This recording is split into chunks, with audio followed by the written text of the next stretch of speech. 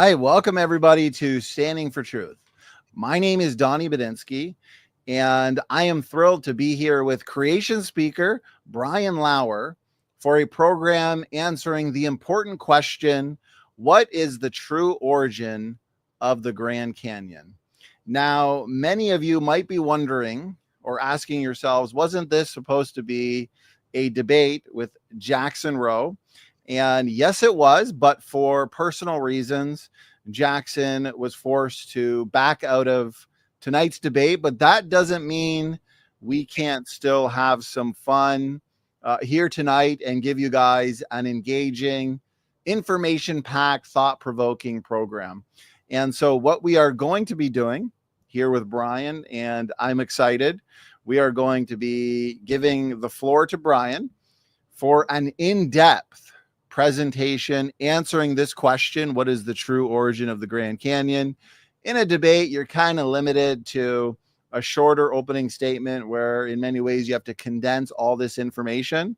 But now we have the great opportunity to take our time exploring this topic, but also having an interactive program. So for those in the audience who might disagree with the model or the arguments that Brian Lauer here is putting forth, you can do a couple things. You can send in through text some challenges, objections, or comments that we will have Brian address live here.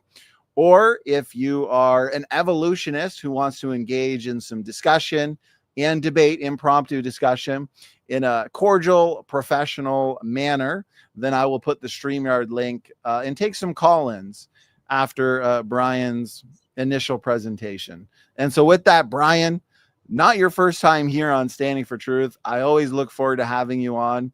And so, Brian, I know you've been busy, brother. As a matter of fact, you just got back from a trip to the Grand Canyon. And so tell us, how have you been?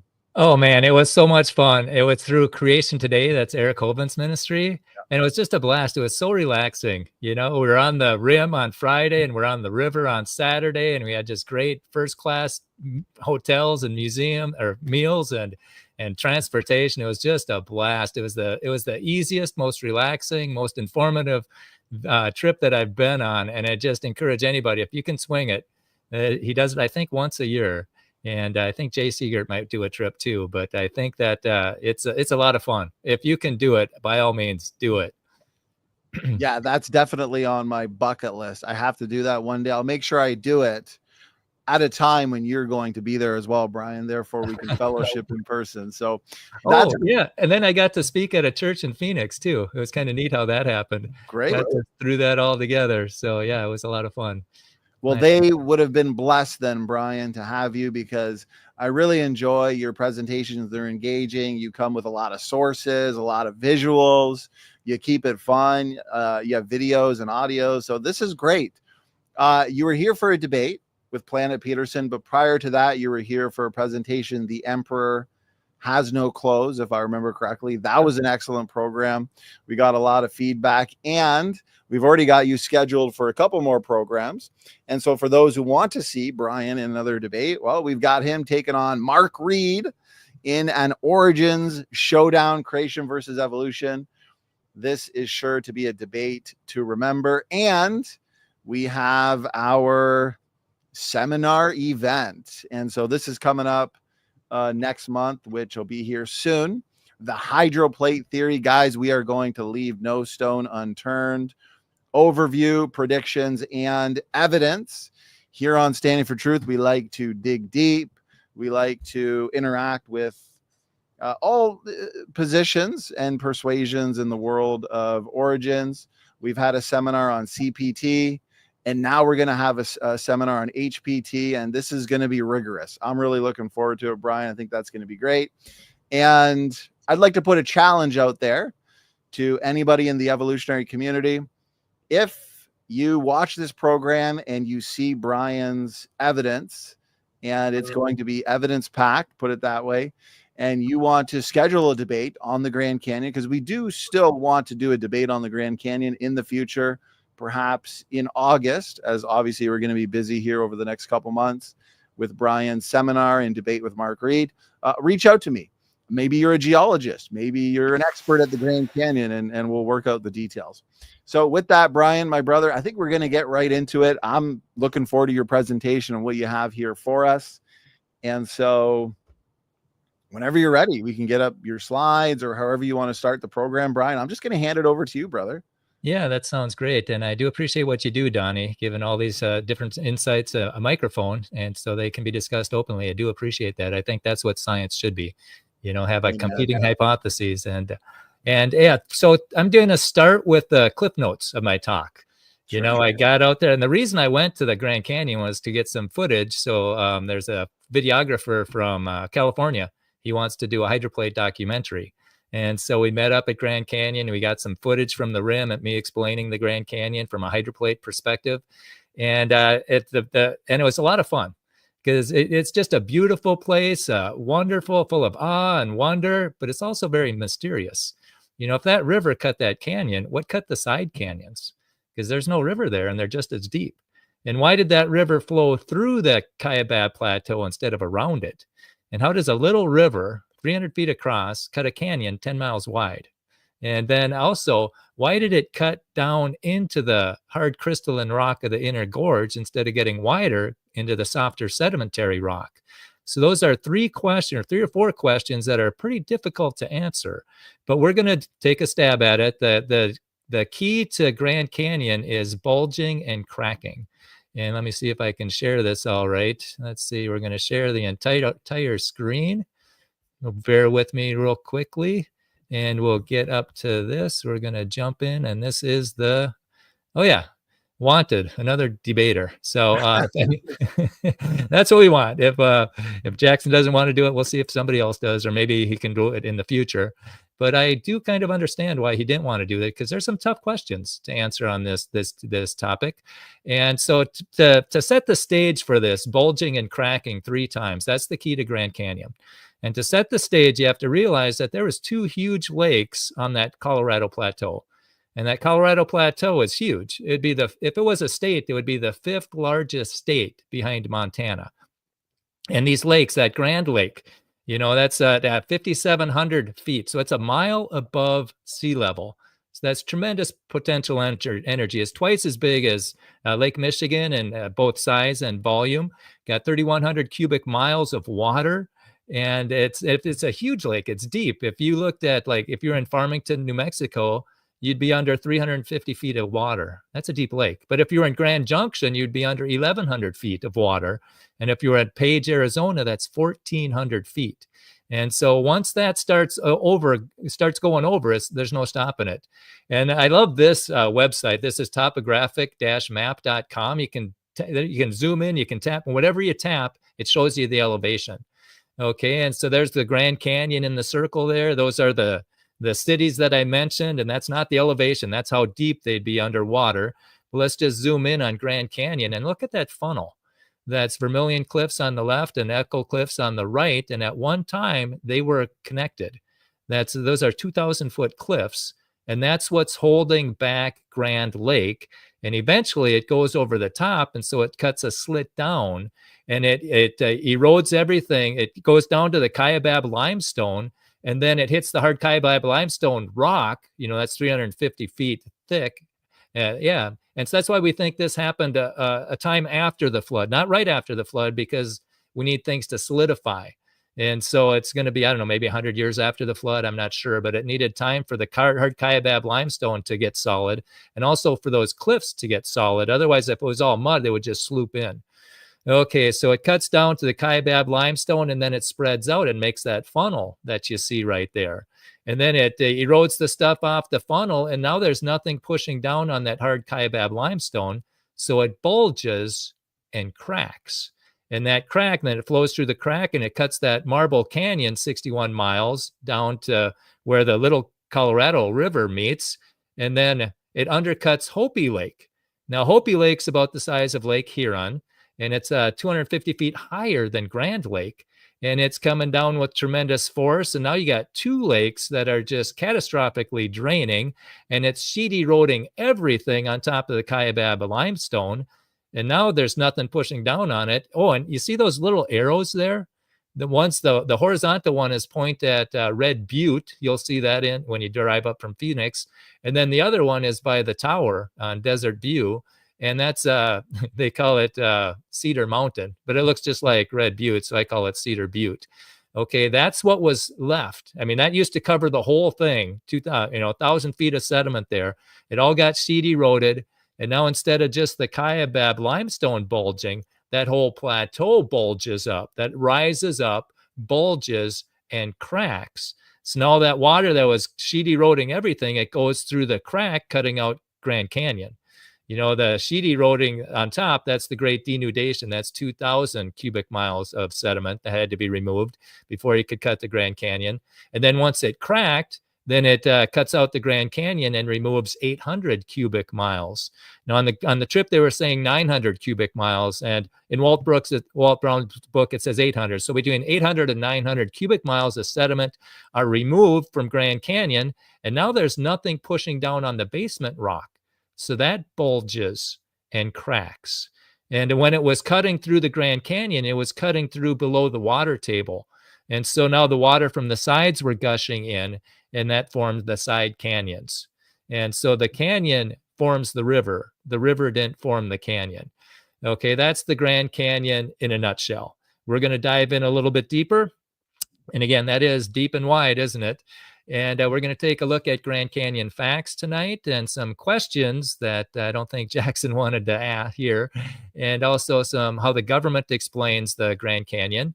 Then we'll take a look at the real answers, what makes sense. And then we have to figure out, how did that plateau rise in the air? And again, the key to all this is bulging and cracking. Okay, now here's some facts. Okay, we need to know what facts are and what interpretations or judgments are, or conclusions. Okay, and this is a science textbook from St. Cloud State. It says, separate facts from conclusions. A fact is a verifiable piece of information, whereas a conclusion is a judgment based upon the facts. The news media often mix facts with conclusions without indicating which is which. Well, that's the ultimate pot calling the kettle black, because science does the same thing. They mix the facts with the conclusion, and they don't tell people. For example, we went and we got a picture at this balancing rock, and there was a placard there that said, 2 points early to middle Triassic, 246 to 235 million years ago. That's what happened. They're stating it as a fact, but that's a judgment. They don't know that. And then it also talks about this conglomerate, 227 to 225 million years ago. They're stating it as a fact, but it's not a fact. That's a judgment or an interpretation of what they see. Okay, and so what do we have here? The fact is Grand Canyon exists. Been there, done that, took the picture, and it exists. Okay, the blind chance conclusion, and blind chance, by that I mean big bangers and evolutionists. Big bangers believe that the universe got here by chance, and evolutionists believe people got here by chance. So I just lump them together and call them blind chancers. Okay, so the blind chance conclusion is that the canyon formed slowly by a little water and lots of time, where a creationist, and this is not religion versus science or science versus religion. This is blind chance versus creation. Okay, and I think we need to change the topic there, or define the terms there. A blind chance, it's like thinking this building I'm in got put together by chance. That'd be absurd, right? Well, how much more absurd to think our bodies got put together by chance? And yet, if that's all people ever see, they don't think, they just memorize. And so that's why it's so important, that you're doing, Donnie. I'm so thankful that you're letting other perspectives be discussed so people can think. Okay, so the blind chance conclusion was slowly and a little water, lots of time. The creation perspective is no, it was quickly with lots of water and a little time. And we're going to see which one the evidence actually verifies. And again, what happens is the blind chancers are really good at erasing the line between the fact and their conclusion. And you see it as you walk down the trail on the rim, the trail of time, a geology timeline. This is 3,010 million years ago. They just stomp it in the ground. That's not a fact. That's an interpretation. And then you go on this fossil hike, and you can see these fossils. That's a trilobite, I believe, that I found. And then on the way back, it's 3.2 billion years. That's not a fact. And we didn't do a whole lot of inside stuff. We kept on moving. We saw the sites. We didn't go inside much or at all at the government places. But here's another one, 3.8 to 1.75 billion years, the Vishnu schist. Again, that's an interpretation. That is not a fact. So what are the facts of Grand Canyon? Well, the Colorado River, that's inside the national park, is 277 miles. That's counting the 61 miles that's in Marble Canyon. Marble Canyon and Grand Canyon are a little bit different. Okay, the average width is 300 feet, so it's about the size of a football field. The minimum width is 76. The average depth is 40 feet, and the greatest depth is 85 feet. And what they don't tell you is there's a bunch of boulders and stuff on the bottom of that river that so that river's not cutting the canyon anymore. It might move the sediment on top, but it's not cutting the canyon. It's not getting down there that far. And the average gradient is 7 feet per mile. Okay, and then the Phantom Ranch is at 2,400 feet. Those are the facts. Okay, and now let's take a look at some conclusions. This is from their website, the National Park Service website. They got the landscape and resources ranging from 1,840 to 270 million years old. That's an interpretation. It says the Colorado River established its course through the canyon about 6 million years ago. Again, that's not a fact. They are interpreting things. That's a conclusion. And then the geologic record in Grand Canyon is an important scientific chronicle. Again, those are interpretations. Those are not facts. They're all conclusions. Okay, and what I wanted to do was find out what's the elevation of when the river flows in to the canyon and when it flows out. So here's a hint. Phantom Ranch is 2,400 feet. Okay, that's the elevation of the river there. And so I look on the map. Well, okay, that's in the middle. But what is it when the river flows in and when it flows out? I could not find it on the website. I did find that the Colorado River descends about 2,000 feet in elevation, but that doesn't tell me where it is flowing in and where it is flowing out. So I used this fun topographic map. This is a lot of fun. I went into Glen Canyon. I went there and I tapped above Glen Canyon Dam, and it's 3,600 feet. Then I tapped below it, and it's 3,100 feet. Okay, and we were in that Glen Canyon. It was a lot of fun. And then at that Lake Mead, this is after Grand Canyon, it's about 1,200 feet. So that's roughly 2,000 feet. That's exactly what the website said. But I wonder why they don't tell us when it flows in and out. Because the first question is how did the river flow uphill to cut the canyon? If it flows in at 3,100 feet and it flows out at 1,200 feet, how in the world does it cut a canyon that's 7,000 feet? Rivers don't flow uphill. And they even admit that in the website. So that's a tough one. Okay, and then how do side canyons form without a river? That's a tough one. They're just as deep, but there's no river. And why are the canyons longer to the north than to the south? And why didn't the river flow, or why didn't the river flow around? That's worded wrong. Forget that. Why did the river flow around the Kaibab Plateau instead of through it? Because you use this. There's the Kaibab Plateau, and you can do this is on the rims. You know, it's like 9,000, a little bit north, 9,000 feet. But on the rims, the north rim is 7,300 feet. On the south rim, it's 7,000 feet. Okay, so but over here, it's 4,800, 5,300, 60. The river should have flown around the side. It could have easily gone around the side, and it could have gone around the north too. There's 5,200, 756. But why did it go through the canyon? And how does a little river cut a canyon 10 miles wide? That's a real tough one. And then why'd the river cut it down into the hard crystalline rock of the Inner Gorge instead of getting wider in the softer sedimentary rock? I think that's probably the hardest thing for them to explain. And this guy, he used to give tours there, and he'd show people the canyon, and he said, yeah, I dug it. And then a little kid asked him, well, where'd you put the dirt? And that question haunted him the rest of his life. Where did that dirt go? You know, the delta, that's only got about 1% of that 800 cubic miles that got removed. And this is what Brian Nickel does. He does a really good job. That's probably the best Grand Canyon video out there if you want to dive in deep. He's got a YouTube channel called Brian Nickel, and then he's got the origin of the Grand Canyon. Here's some screenshots from it. But it's got the Colorado River, and then it compares them to all these other deltas, and it's really small, rather small. You know, and the other ones, they didn't cut such a big canyon, but the Colorado did. And so, and then what forest removed 800 cubic miles from the Grand Canyon? But before he did that, you had to remove 2,000 cubic miles from all that area. Tens of thousands of square miles had to get moved from there. And there's that red butte where that star is. And again, that's 1,000 feet of Mesozoic sediment capped with volcanic rock. And we'll show you how that happened at the end. but there's a real similar one. This is one we took a picture as we're going by in the bus. Oh, and that bus ride was so much fun. There's 50 creationists there. It was just great. First class the whole way. And I asked the bus driver, what do you do when these things are over? He says, well, then sports starts. And he says, yeah, he gives bus rides to high school and college and pro. And I said, pro, really? And he said, yeah. And I said, are they pretty nice guys? And he said, some of them. And I asked him, well, who's the nicest one? And he said, Steph Curry. And he said, but the nicest all time was Tony Parker from the San Antonio Spurs.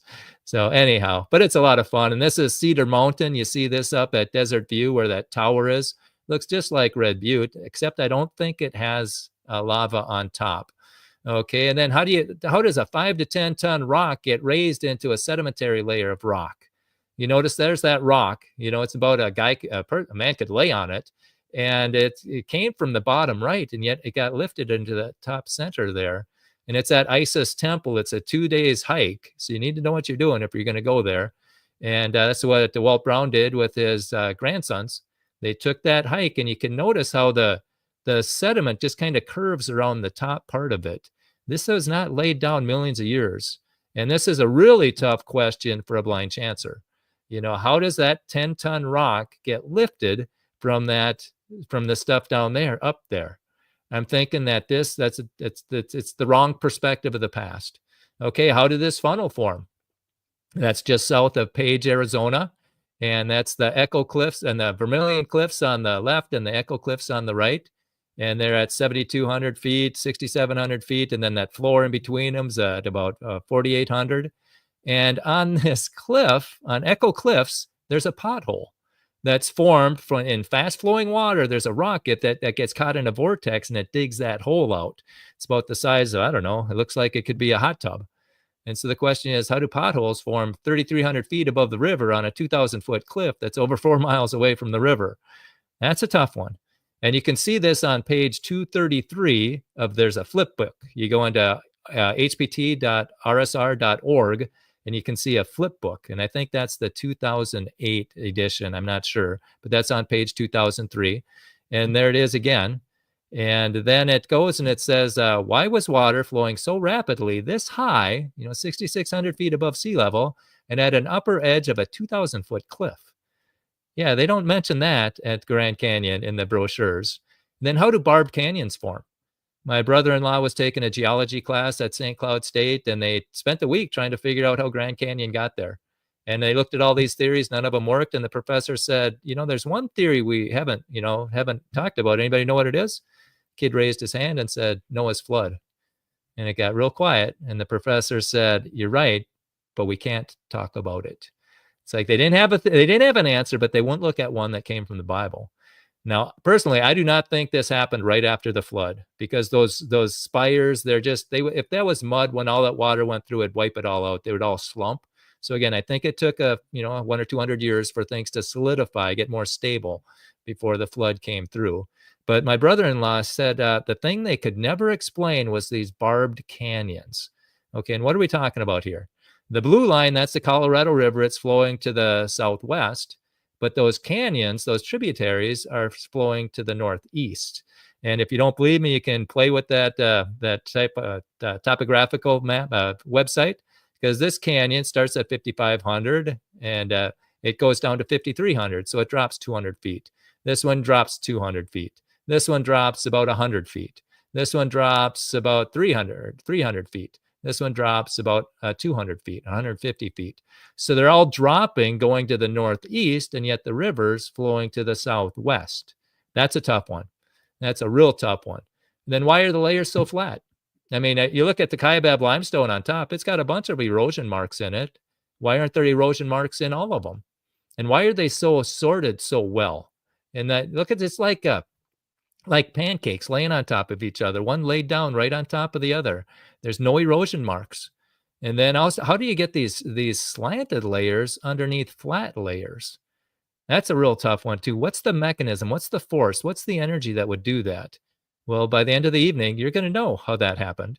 And then why are 7 of the 12 geologic column layers missing? And keep in mind, the geologic column does not exist anywhere except the museums and the textbooks. And, it's like if I'm in Minnesota, if I start digging right now, I'm not hitting dinosaurs. I'm not hitting the dinosaur layer.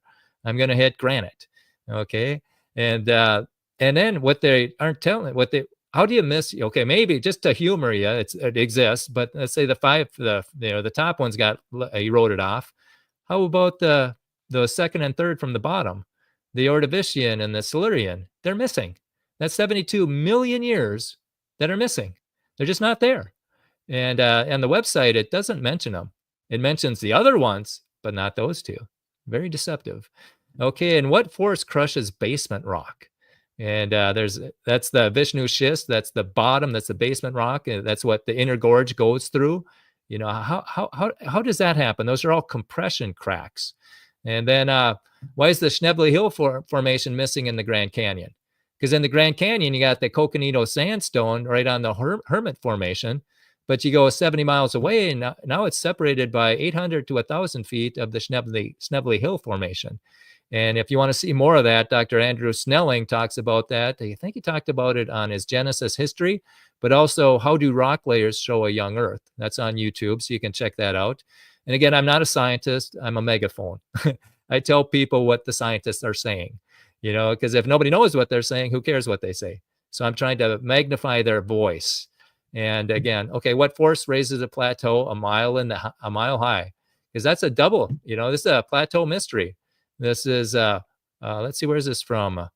Kennedy, The Origin of Continents, Mountain Ranges, and Ocean Basins. And he says, what mechanism would cause a large volume of low-standing continents to rise rapidly a mile in the air? We then have a double-ended mystery for the Colorado Plateau. Seems to have grown downward at the same time that its emerged part rose upward. Yeah, how does that work? And if you want to look at the Himalayas, that was like 3 miles in the air. What's the force? I'll give you a spoiler alert. It's gravity. Gravity is the force. Hydraulics is the mechanism. So that's the spoiler alert. We're going to get to that. Okay, now let's see how does the government answer these questions? Well, actually, they don't. But this is their website. You can go. This is National Park Service. This is nps.gov/GRCA. That's going to give you the Grand Canyon website. And let's take a look at what it says. The story of how Grand Canyon came to be begins with the formation of the layers and layers of rock that the canyon winds through. The story begins about 2 billion years ago. So this is a story, folks. This isn't science. And where did we see this before? This is the Earth Science textbook at St. Cloud State. The origin of the geosphere is the story of the birth of our planet.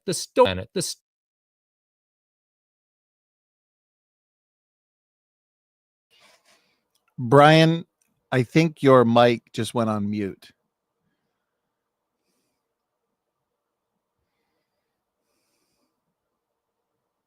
Boom. Okay, what's the last thing that you heard? Oh, it just went on mute maybe 2 seconds ago. So I would just rewind what you were saying. Maybe reiterate your last point, Brian. Okay, the last point is these are stories. This is not science. And I'm glad you're awake. That's a pleasant that's a good thing. Well, these are a lot of tough questions and challenges. I was just saying in the live chat. All right. To old earthers and evolutionists. I'm glad I'm not an evolutionist debating you tonight, Brian. This is great. Keep it up, brother. Cool. Is my screen still sharing? I'll push play. Yes. Yep. As long as you put full screen. Yeah, there you go. There we go. All right. So this is a story. This is not science. And we talked about that. And then it goes on to say on their website is scientists know that the Colorado River carved Grand Canyon. How do they know that? Were they there? Did they observe it? Because science is observation and testing. Did they observe it? And how do you know that? That's an important question. I'm starting to ask that more and more. I was at a state park that had a placard that said the stones formed 2 million years ago. So I went to the ranger station and I asked, how do you know that those stones formed 2 million years ago? And they both pointed to the boss, and the boss came up and said, well, that's what the smart people tell us. Well, I said, those smart people have a blind chance perspective of the past. That's like thinking this building got put together by chance. That's absurd. And then a worker in the back is nodding her head in agreement. And I said, if you're going to teach a belief system, you should teach both of them. You know, teach the creation perspective also. And if you're not going to teach both of them, then don't teach either of them. You know, either teach both of them or don't teach any of them. Just tell us what you got. We got rocks, we got water, we got trees. You know, throwing the millions of years in there without evidence as a taxpayer, I think that is not. I don't approve of that. Let's just say that. Okay, and so they know it. My question is, how do you know that? Okay, but that's the one chapter of the book that they're not changing. That's the chapter, the story that's the sacred cow. Don't question that.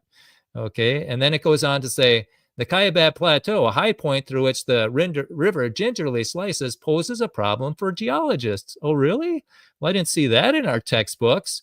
It says water certainly doesn't flow uphill, and we talked about that, and we understand that, but that's not in our textbooks, nor was it in the placards. I didn't see it anyway. Okay, while keeping these few accepted chapters in the Colorado's Rivers history book in mind, geologists have proposed a number of different hypotheses. And that's good. We should have different hypotheses. Okay, and this is at Forbes. The mystery of the Grand Canyon's missing billions of years may be solved. Well, I didn't see any missing billions of years as I was stomping around Grand Canyon. I didn't see any missing billions of years when I was reading about it in our textbooks. So what are they talking about? The great unconformity has perplexed geologists since it was first described 150 years ago. So what's the problem? Okay, the 500 million year old Tapete sandstone is directly overlying the 1.4 to 1.8 billion year old Vishnu schist. Yeah, they're missing about a billion years. And it says, think of the red bluffs and cliffs of the Grand Canyon as Earth's history textbook. You can jump back almost 2 billion years in the planet's past, but the textbook is also missing pages. In some areas, more than a billion years worth of rocks have disappeared. Just disappeared. Okay, this is a story that has huge, huge gaps of time. Okay, and then it goes on to say some, there are hypotheses, but look for fuzzy words. May have, likely. When you find stuff like that in a sentence, just cross it out. That's not science. That's imagination. And they want these teams' findings could help scientists fill in missing pieces of what happened.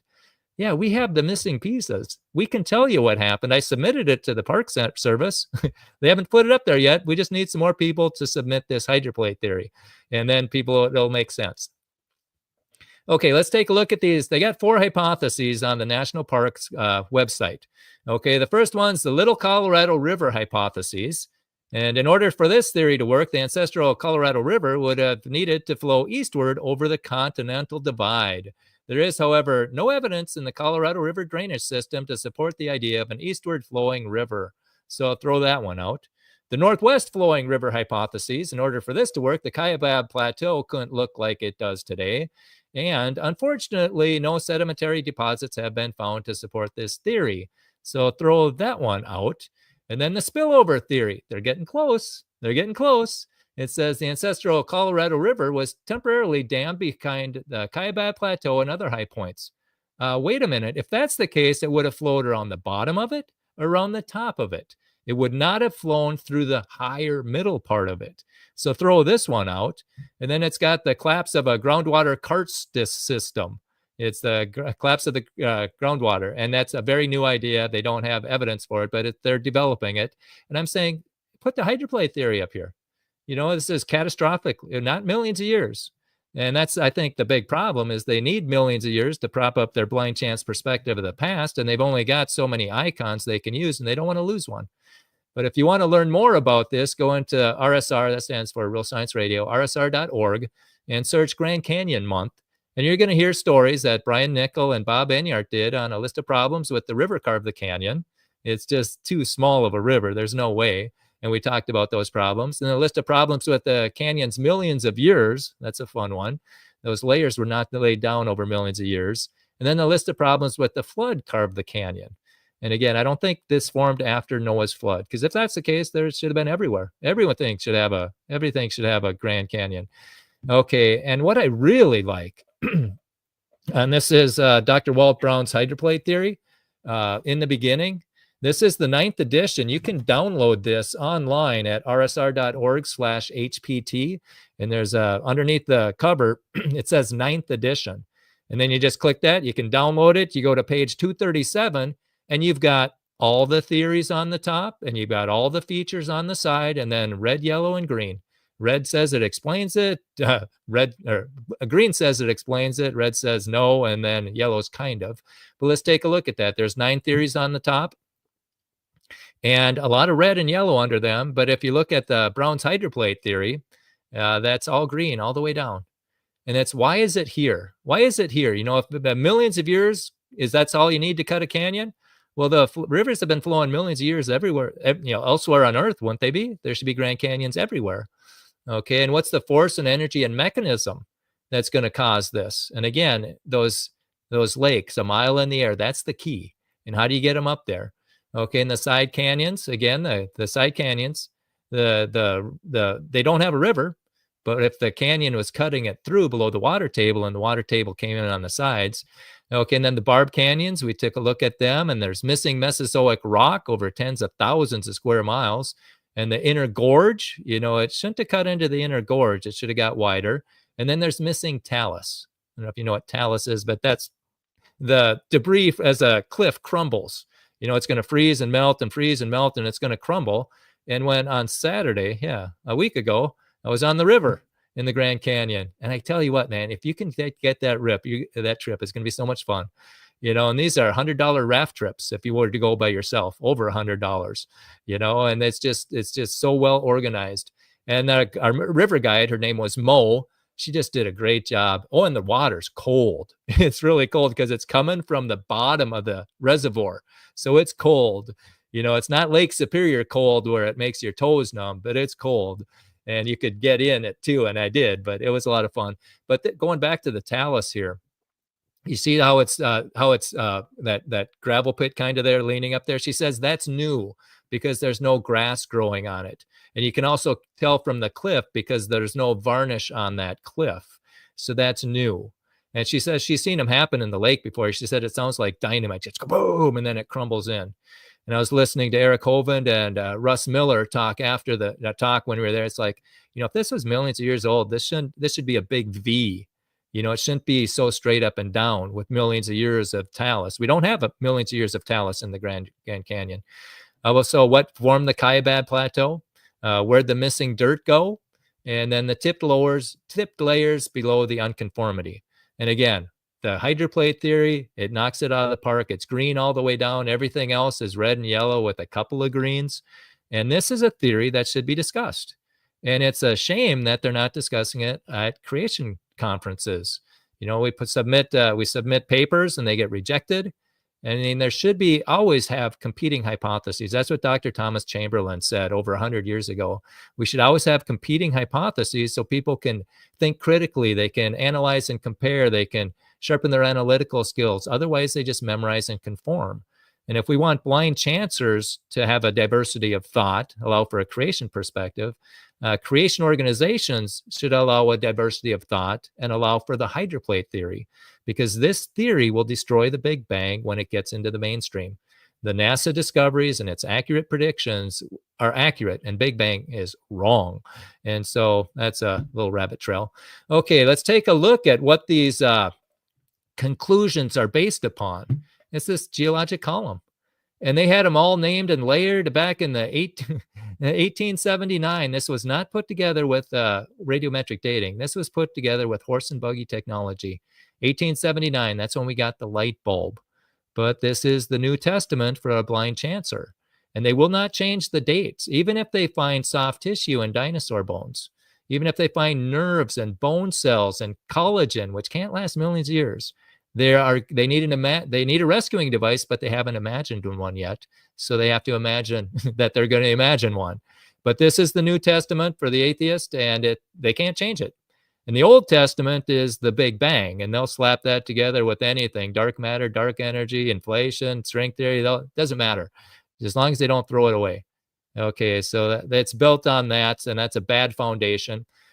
Okay, going back to the national website, the National Park website, it says layers from the Cambrian, Devonian, Mississippian, Pennsylvanian, and Permian periods are present. Well, that's nice, but it's also very deceptive. Where's the Ordovician? Where's the Silurian? They tell us what's present, but it's very telling when they eliminate what's not there. They ignore it. Why do they ignore that? Well, that's kind of hard on the millions of years. That's kind of hard on the blind chance perspective. And so that's a very deceptive statement. I hope they get that fixed. And maybe they did. This was a couple of years ago I put this together. Hopefully they got it fixed now. But again, if they haven't, that's very deceptive. And then this is a children's one. Yet over millions of years, these bones, shells, footprints, leaves, and other remains turned into stone. Okay, millions of years, footprints turn into stone over millions of years. If you go walking in the mud, are those going to turn into stone? No, they're going to erode. No, and talking about fossils, we can do an experiment, observation and testing. That dead deer on the side of the road or dead armadillo or whatever roadkill you get, is that turning into a fossil? No, no, it's going to get scavenged and decompose. The only way a fossil forms is if it's buried rapidly. Therefore, any layer of rock that has fossils in it was laid down rapidly. And that's the whole geologic column. Okay, the fossils are sign of a flood, not millions of years. And if this is over millions of years, explain the nautiloids. This is from Steve Austin's book, the fossil nautiloid. That nautiloids are like a snow cone with a shrimp coming out of it. They're about the size of your forearm, and they're all oriented in a certain direction. And this is on page 165 of his book, The Guide to the Grand Canyon. It says he finds one fossil per square yard. And the fossils in their directional orientation indicate that these nautiloids experience a mass kill event, not natural death. And then 15% of them are standing upright. How in the world do you do that? And I was on a creation adventure with a bus, and I was able to share a seat with him, and we talked about this. And he said that when he submitted his report to the National Park Service, they took away his permit, so he couldn't do it anymore. And somebody else, they won't give a permit either, and so they sued. He wanted to sue, but ICR didn't want to. But somebody else did sue, because we have just as much right to go there as anybody else. Okay, but 15% are found standing upright. Okay, well, let's take a look at this red wall limestone. How long does it take for that sediment to get built up? So this says it's 500 feet thick, and if you do the math, and 500, it's 50 million years. So you do the math, it's 1 foot every 100,000 years, and so that's to build up 1 inch, it's 8,000 years. And that nautiloid's supposed to stand there about, if it's 12 inches long, it's going to stand there for 120 years to get fossilized. No, I don't think so. I don't think so at all. And then going back to the website, National Park website, it says, perhaps the biggest question of all, how the Colorado River chose this course and began carving the canyon, still awaits a clear answer. Well, that's not what they're putting in the textbooks. It's like this got cut over 6 million years. But according to the website, and I appreciate them putting that there, they don't know how it happened. That's why they should look at the hydroplate. And I think more and more people should submit this to the National Park Center if they're there to educate us. They'll put it in there so we can see both their theories and think. But if they're there to indoctrinate us, they'll keep kicking it to the curb. All right. Okay, so here's some of the answers. Okay, now this is what we need to understand. In order to cut the Grand Canyon, to cut the 800 or 900 cubic miles, in Walt Brown's book, it says 800 cubic miles. The guides I was listening to last week, they were saying 900 cubic miles. So it's right in there. And so before we can remove that, we got to get rid of 2,000 cubic miles from the Great Denudation. That's like the Echo Cliffs that went all over that area. That's Mesozoic sediment there that all had to get removed. But before you could remove that, you had to have the Grand Staircase. Yeah, that's 133 cubic miles. And this is from Wikipedia, neat picture. Notice that arrow on the right. That's the Kaibab limestone. And that's what you stand on at Grand Canyon. And follow that to the left as it dips down. And that's going to down to like 4,000 feet. And then there's other layers going up to 11,000 feet. So there's over a mile of sediment that had to get removed from that Kaibab limestone before you could get the Great Denudation. Okay, the Grand Staircase. Now, I think a lot of those layers got taken off. So those could have been taken off after the flood, when you got big tsunamis going by and they're going to sheet erode everything, and it's going to erode that. That's my personal opinion. And we're going to be taking a look tonight at, A is the Grand Canyon, all right? And C is Vermilion Cliffs. That's what we're going to be looking at tonight, between those two areas, between A and C. That's what we're looking at. And then if you're just for information's sake, E is where you got Zion Canyon, and H is Bryce Canyon. And all of these those have something to do with the lake draining. I don't know if it's removing all that stuff, but it has something to do with the lake draining. Okay, a satellite picture shows this orange stuff. Those are lake beds, huge lake beds. The top two, that's going to be Grand Lake. The bottom one, that's going to be Hopi Lake. So you got these huge lakes up on this Colorado Plateau. And notice all the national parks and neat features there. That's the Grand Circle there. You got Zion and Bryce and Arches and Canyonlands. And see, it's not just the lake that has water. There's a lot of water-saturated sediments there. And there's some people think that there's more water in the sediment than there was in the lakes. And so just look at Bryce Canyon, the water's coming out of there, and Zion, and I think that's how they get those Hutus. But let's just take a look at Arches. Okay, Arches. They're collapsing at about 1 a year around the world. And it's the question that Dr. Randy Galuza would ask in college. He'd say, well, what process is forming them? You know, if we're losing about 1 a year, what's forming them? We don't see that. Okay, and then you can listen to this on rsr.org and listen to the story there. And then also Monument Valley. These are the mesas, buttes, and spires. How do you get them? Okay, well, underneath those features, there's 1,400 feet of sandstone. And sand is kind of roundish, so there's a lot of room for water there. And I'm not sure how deep it was here. Let me see, where was that? Yeah, because up there, that could be 1,000 feet deep up there.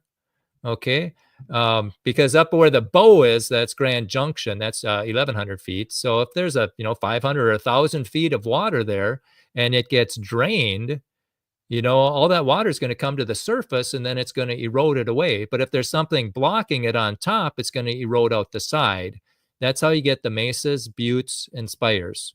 Okay, what else do we got? We got the petrified trees. Okay, this is at the bottom of Hopi Lake, the southeast corner of Hopi Lake.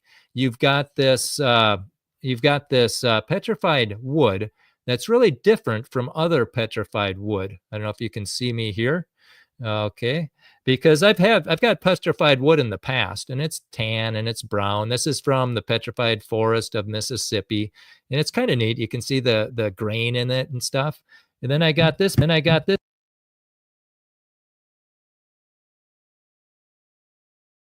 Okay, me now, Donnie. Wake up, Donnie. You're back, Brian. Sorry to wake you up. Hey, no problem. I think I'm not sure what you're doing to have the system mute you, Brian. But right. Hopefully I just won't move something. It's very delicate here. Okay. All right. I got this piece of petrified wood from the Navajo Nation, and it's different. You got different colors. You got this brown and tan, but this one has different colors. I think this one petrified in the dirt. I think this one petrified in the water. And Walt Brown says that Hopi Lake and the other lakes, because there's petrified trees up in the Grand Canyon, Grand Lake also, he said that it was rich in silica, and we'll explain why that happened. And then as the lakes cooled off, the silica came out of solution and went into the lakes. That's why I think these are different. They have more color than these, which I think became fossils inside of the earth, in the ground. Just my thought, to take it could be right, could be wrong, just something to think about. That's my 2 cents. And we are going to share again, I think. Present. Okay, present. Share screen. Okay, I think we're going to be back at it. All right, and then we're going to roll again, hopefully. Sorry about the delay. You're doing good, Brian. All right, let's find it smoothly. Here. Brian, you just went on mute again.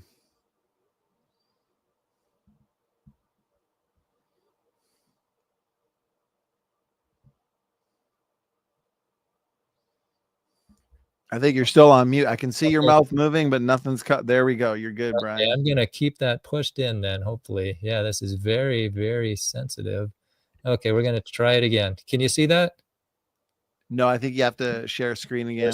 All right. As you're doing that, Brian, I'll let the audience know. I do have the link pinned for anybody that wants to join the live call-in section of this program. I've also got several of my own questions and several text questions that have been sent in. So we should be having a good, solid, interactive program.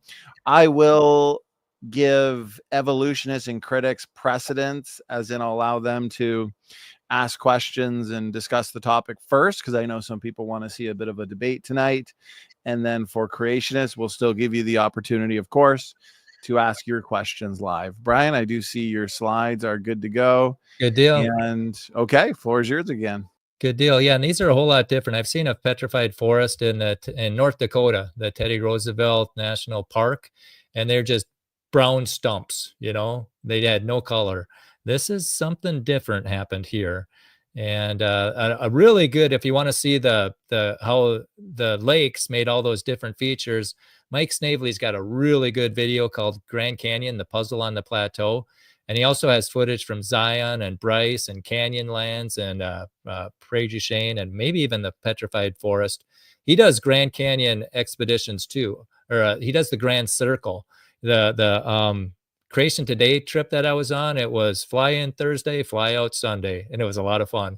Mike Snavely's got one that's more like 8 or 9 days where he goes to all these different ones. And so I think that if he got some creation interest, he would be a really good person to see. Okay, so now you got Grand Lake. We talked about that, and we talked about how deep it would be, and we talked about Hopi Lake, how big that is, about the size of Lake Huron, and we looked at those already. And so now on the left, there's Vermilion Cliffs. That's holding back Grand Lake. And what caused it to go over? There's a couple different ideas. It could have just filled up with the rain that was coming down during the Ice Age. It's coming down as rain here instead of snow in the north, and it overflowed. Otherwise, it could have been there was a lake that was upstream that breached and made this one go over and breach, or also could have just slid. It could have block faulted up to make it higher. But whatever happened, it started to go over right around Page, Arizona, and that's where we get the funnel. It breaches right there. And so now you got tremendous potential energy there, twice the size of Lake Michigan. And once that starts flowing, there's no stopping it. And it starts going, starts flowing through there. And that's how you get the potholes on a 2,000-foot cliff, because it wasn't a cliff at that time. It's just water gushing through at tremendous velocity. And then it cuts down to the hard Kaibab limestone, and then it makes this funnel. It spreads out, and it's 12 miles at the end of it. And to put that in perspective, to compare that to Niagara Falls, that's how wide it is compared to Niagara Falls. Okay, so this is a lot of water, and water can do a lot of damage. And so it erodes everything on top of the Kaibab plateau or Kaibab limestone. So now there's nothing pushing down on it. So it bulges and cracks. This is the first one. We're going to do this 3 times. This is number 1. Bulges and cracks. And then the water goes in that crack and cuts the Marble Canyon, and it for 61 miles. And then it undercuts Hopi Lake, which is 250 feet higher than Grand Lake. And now that starts to erode catastrophically, and it's just sheet eroding everything on top of the Kaibab limestone. You got two great, enough water for 3 Great Lakes, catastrophically draining, sheet eroding everything on top of the Kaibab limestone. Okay, and Walt Brown says that Hopi Lake's high shoreline, a waterfall about 13 times higher with possibly 100 times greater flow than Niagara Falls. So this.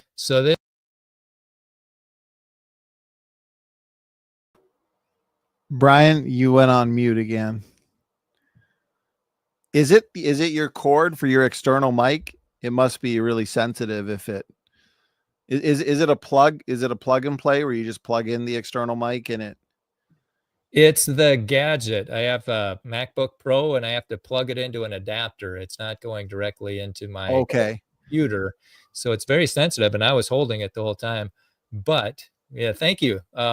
So let's see, what's the last thing that you heard? Sorry about that, everybody. Oh, no worries. And I caught it basically right away. So maybe perhaps reiterate the last point you were making, Brian, and we should be on track. All right. Okay, so this is the Great Denudation. This is when 2,000 cubic miles are getting eroded away. This is when the 1,000 feet of Mesozoic sediment, that's Red Butte, that's getting all eroded. And we wouldn't even known that it was there, but Red Butte is a monument to the past, and also Cedar Bluff.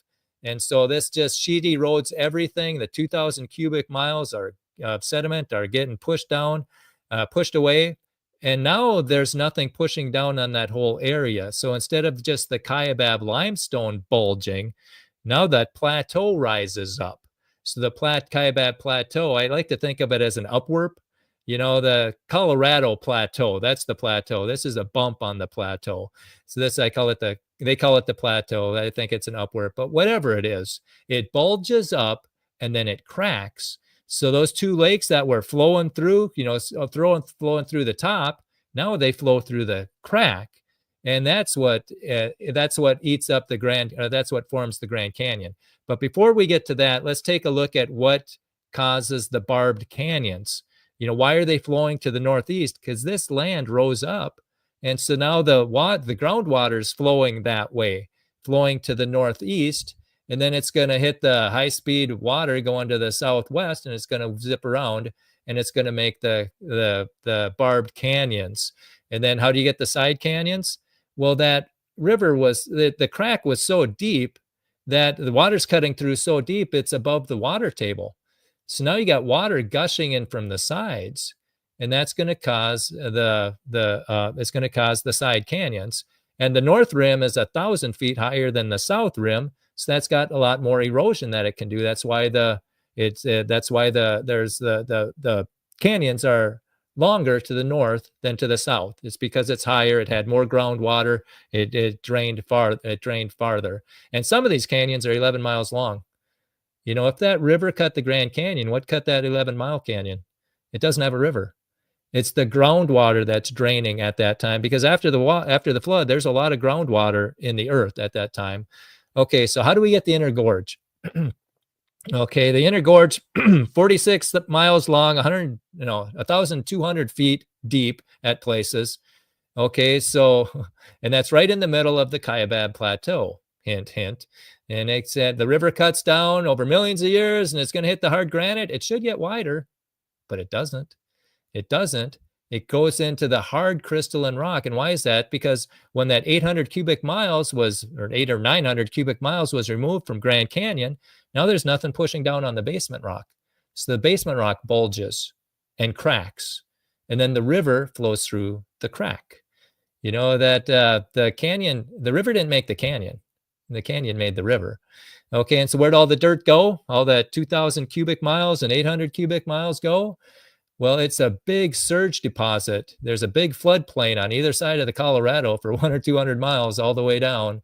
And Walt Brown says, just when you're driving, just look into the gullies and you're going to see these big boulders. 100 or 200 miles to the east and to the west of the Colorado River, south of Lake Mead, going down to Bullhead City, you see big rounded boulders. That means it was powerful. It could move boulders, and it rounded them. That's a key. And then it's surrounded by sand. That means it stopped quickly. It didn't have time it just didn't erode the sand away. If it had stopped slowly over a long period of time, so the sand would have washed away and just left the boulders. Well, that's not what happened. And you see the same thing up in Wisconsin. There's a Devil's Lake State Park or something like that, or Devil's something. But you see the same conglomerate. You see rounded boulders in sand. Okay, and then these large rounded boulders have been found a mile away and 100 feet above the water or the river near Bullhead City. So where is Bullhead City? It's down there.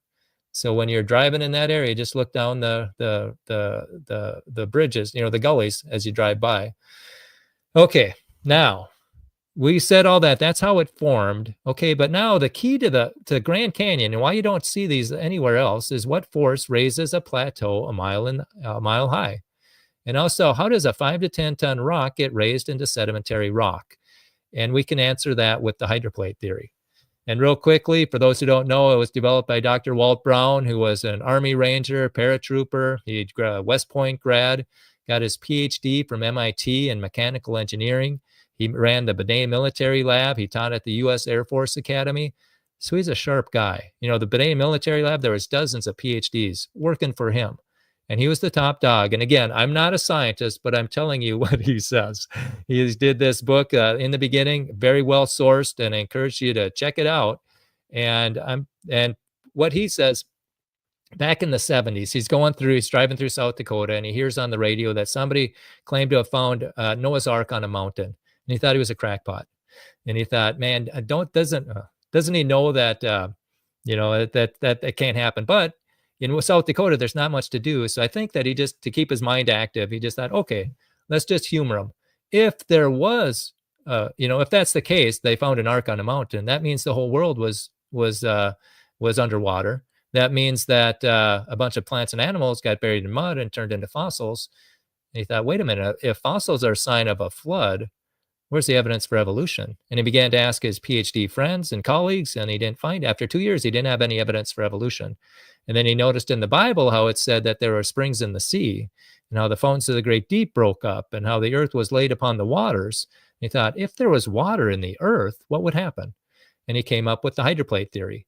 And if you want to see him explain it in his own words, you can go into my YouTube channel, Solidify Your Faith, and I have a playlist just for the hydroplate. I do think this theory will destroy the Big Bang once it gets into the mainstream. Okay, and you can listen to him explain it in his own way. So just think of, this is his one assumption. The fewer the assumptions, the better, and the more accurate predictions, the better. And he's got one assumption and a lot of accurate predictions. And because with a theory, normally we look at what we have, that's the effect, and we try and figure out what caused it. So we're going from the unknown to the known. This is different. He's setting up the cause with a known, just one assumption. Lets the laws of physics go at it, and it fits our world perfectly. Okay, so just think of the earth as a big apple. The skin is 60 miles thick, made of granite. Underneath that is a layer of water about a mile thick, and underneath that is the mantle. That's the one assumption. Okay, now let's throw the laws of physics. You throw the moon in there, which is going to tug on the Earth's crust. And back then, the crust wasn't broken into plates like it is today. It would just stretch. It would stretch and compress, stretch and compress, stretch and compress. If I had a wire bending it back and forth, it's going to get hot. Well, that's adding heat here. Heat goes into the water. The water gets hotter and hotter and hotter. It wants to boil, but there's no room to boil. And at 705 degrees and 3,200 PSI, it becomes supercritical water, where it's not really water and it's not really steam, but whatever it is, it dissolves things like crazy. So now it's dissolving the granite above and the mantle below, and it's mixing together, and it's making stuff like limestone and chalk and quartz and salts and, cementing elements and cementing things. And when limestone forms, it releases a particle of carbon dioxide. And there's 60,000 times more limestone on Earth than carbon dioxide in the atmosphere. And Walt Brown asked Bob Dietz, he's the guy who coined the term seafloor spreading. He asked him, where'd all this limestone come from? And Bob says, beats the blank out of me. And so what's happening, the carbon dioxide is just getting recycled in these subterranean chambers. It's not getting into our atmosphere. That's where we get a lot of this limestone. And then it's going to precipitate. So you got all this stuff at the bottom of these subterranean chambers. And then it's getting weaker and weaker and hotter, and eventually it explodes or it erupts. And Walt Brown says there's 372,000 PSI on that water. 372,000. Can you imagine how much force that is going to be released when it gets to atmospheric pressure at 14.7?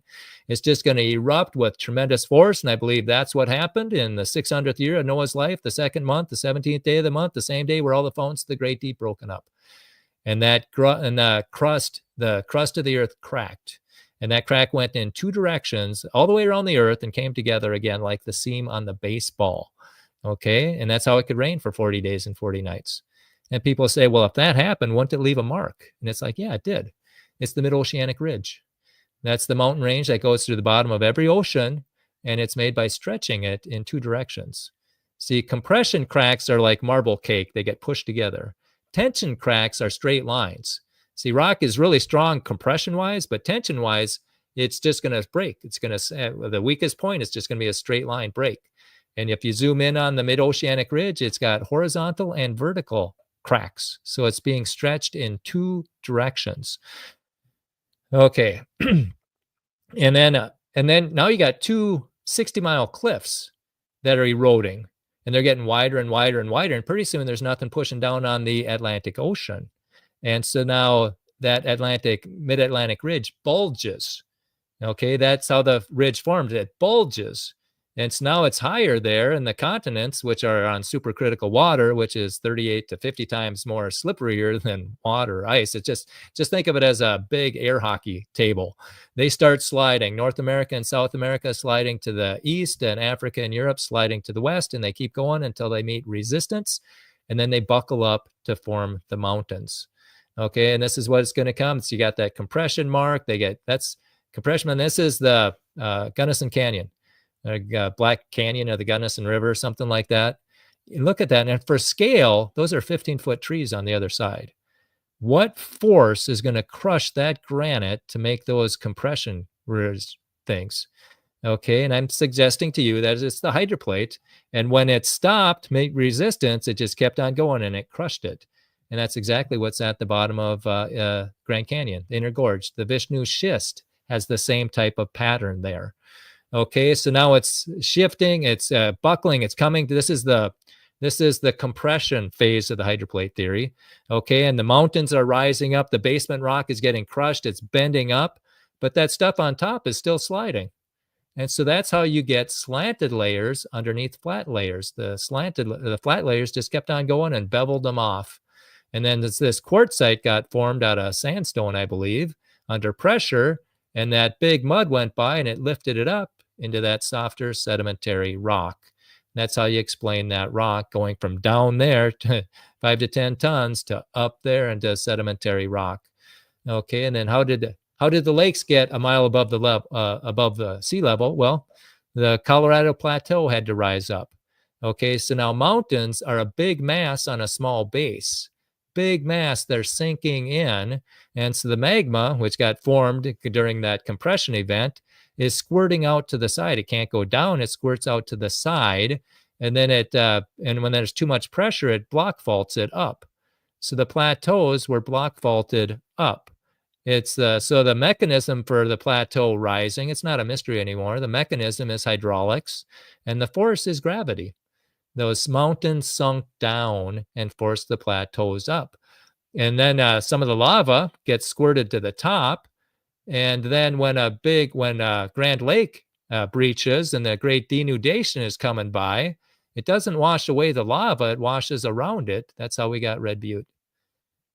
Yeah. 1,000 feet of sediment, Mesozoic rock capped with lava. And there's something that, they look real similar. This is Red Butte. This is Cedar Mountain. It looks like a butte to me. They're both the same height, the same flat top. It should be called Cedar Butte. And you can see this from Desert View where that tower is.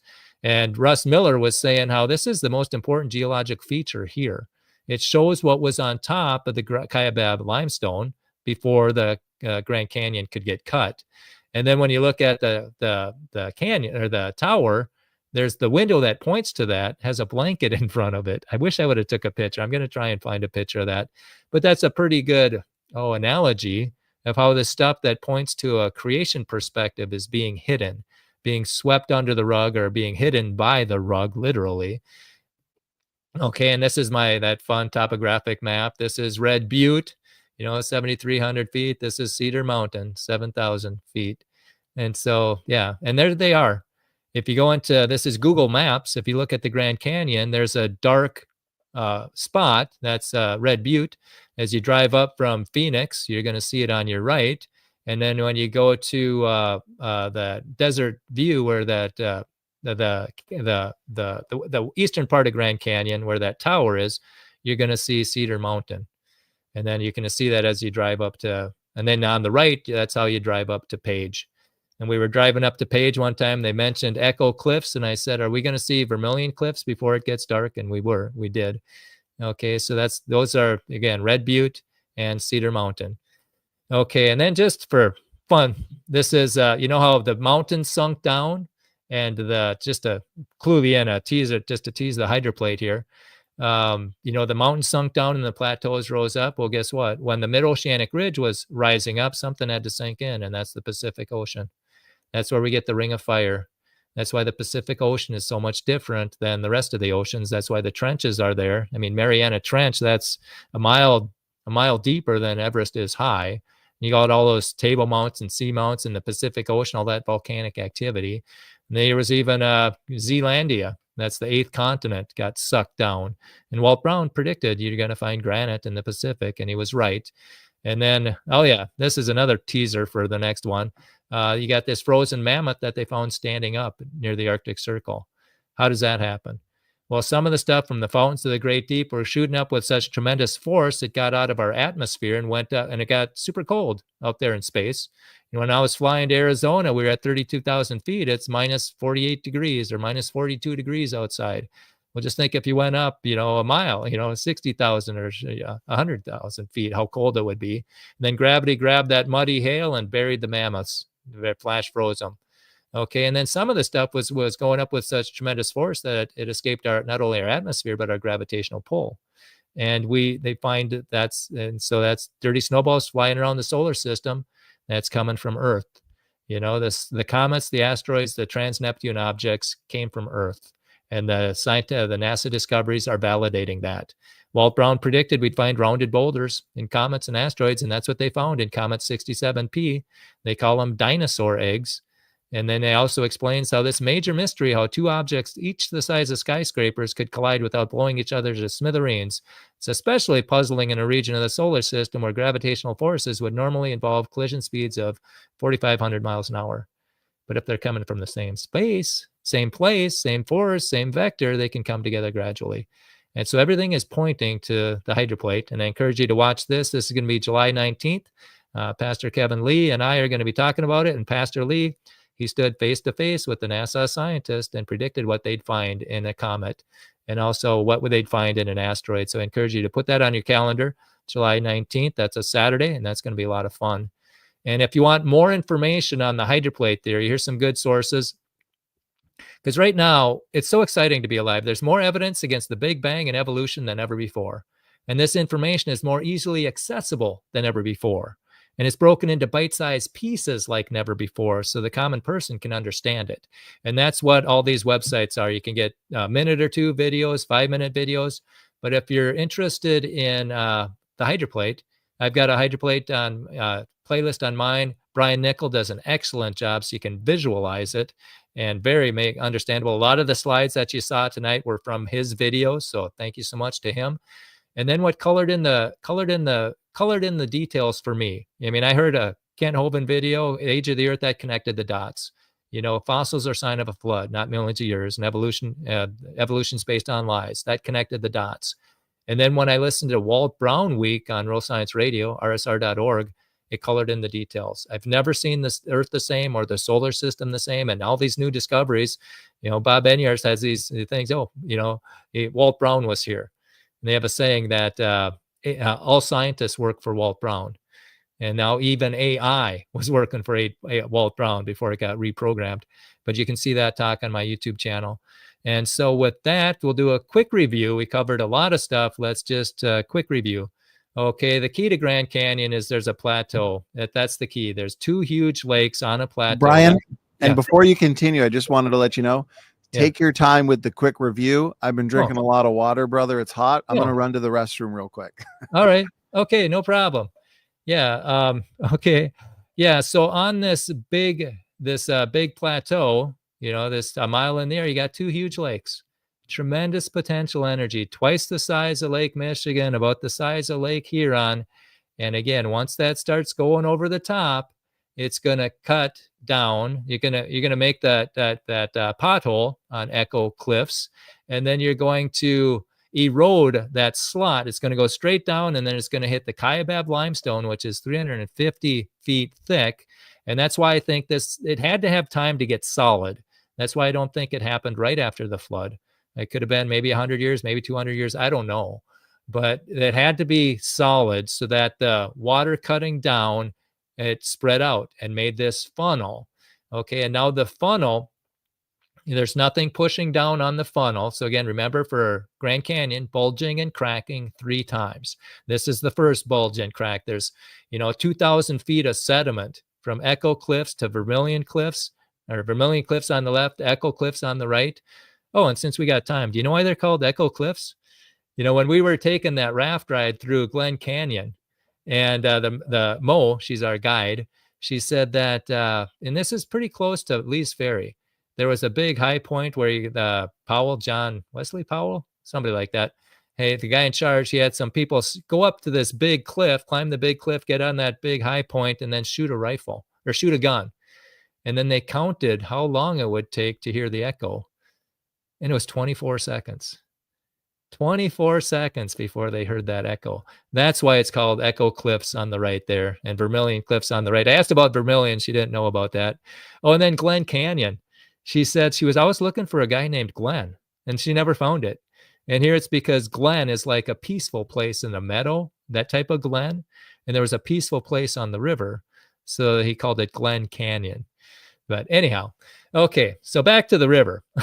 it erodes the stuff off of the Kaibab Plateau, or the Kaibab limestone here, and then it bulges and cracks. And then the water gushes through the crack and cuts Marble Canyon for 61 miles. And then it undercuts Hopi Lake, which is 250 feet higher. And then now you got two huge lakes draining catastrophically, sheet eroding everything. This is the great denudation, everything except Red Butte and Cedar Mountain. Those are evidence of what used to be over tens of thousands of miles. Okay, and so now that's a sheet eroding everything. And now there's no weight pushing down there. So now not only does the Kaibab limestone bulge, but that whole area bulges and makes the Kaibab upwarp. And so that bulges and cracks. That's the second crack, bulging and cracking. And it's now that water that was gushing over the top gushes through that crack, cutting out the Grand Canyon, removing 800 cubic miles. And now there's nothing pushing down on the hard Vishnu schist of the Inner Gorge. So the basement rock bulges and cracks. And so that's how you get the Grand Canyon, bulging and cracking 3 times.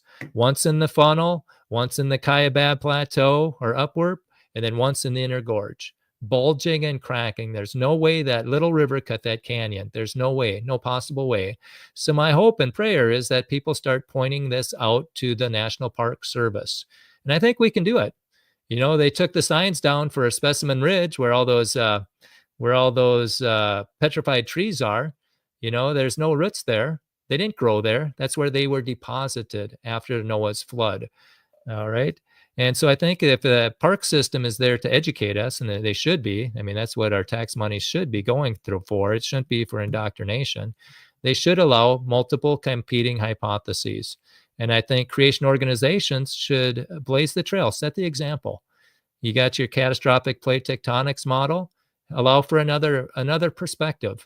Because it is disturbing if somebody thinks that things could go bad if they even talk about a hydroplate theory. You know, that's not science. That's politics. We need to get back to science and let the science go wherever the evidence leads. Oh, and then, and just let me know when you're back, Donnie. This is kind of a neat side story, but Dr. I'm back, Brian. Okay. All right. I'll finish up real quick. Dr. Walt Brown. There was a geologist, and you might know his name if I said it, but you can see if you want to find out, this is on page 564 of the 9th edition. But there's somebody who's got a different model. I believe it's catastrophic plate tectonics, and him and Walt Brown, they were going to take a trip, spend a week at Grand Canyon, and they each had 3 days to point out what evidence they had for their theory, and they went with a mutual friend. Okay, and so Walt took them, he had them for 3 days, showed them around. And so I took the group to many of the information shown in the book on the 4th day, when it was the other guy's time to turn to show us the 3 days of his evidence that he promised. He announced that he had none to show us. Unfortunately, our group had adjourned there 3 days earlier. And if you listen to this on Real Science Radio, it sounded like the guy was, even after this, he criticized Walt Brown. And so there's a side story behind all that. But it's interesting to see who wants to step up to the microphone and who runs from the microphone. I think that we should just have an open discussion. That's all that I'm looking for. Okay, so real quickly, we looked at the facts. What's a fact and what's an interpretation? We have to separate the facts from their conclusions, which is not easy at times. Okay, we looked at the questions, a lot of them that can't be answered with a river or millions of years. And we looked at the government's websites and saw how that didn't answer them. And there was even a little bit of deception there. Then we looked at how it actually happened with the hydroplate. And we showed how we jumped into the hydroplate too for how the plateau rose. So with that, again, the key to Grand Canyon is bulging and cracking 3 times, once at the funnel, once at the Kaibab Plateau, and then once in the Inner Gorge. That's Grand Canyon in a nutshell. And here's some really good resources. Brian Nickel has a DVD, The Origin of Grand Canyon, and I think you can see that on YouTube, but you can get it at rsr.org also. And I've got a YouTube channel, and then also Mike Snavely's got some excellent videos. The Horror of the Flood is really good, and also Grand Canyon, The Puzzle on the Plateau. That's at missionimperative.org. And then again, this 9th edition is available. You can't get the 8th edition anymore. It's a $30 book, and they're going used for more than that. And they used to be going for 60 or 7. I checked 60 or 70. I checked today, and it's for 45. And but the last one on YouTube went for 270. But you can get the hydroplate book by going the download, the DVD, rsr.org/HPT.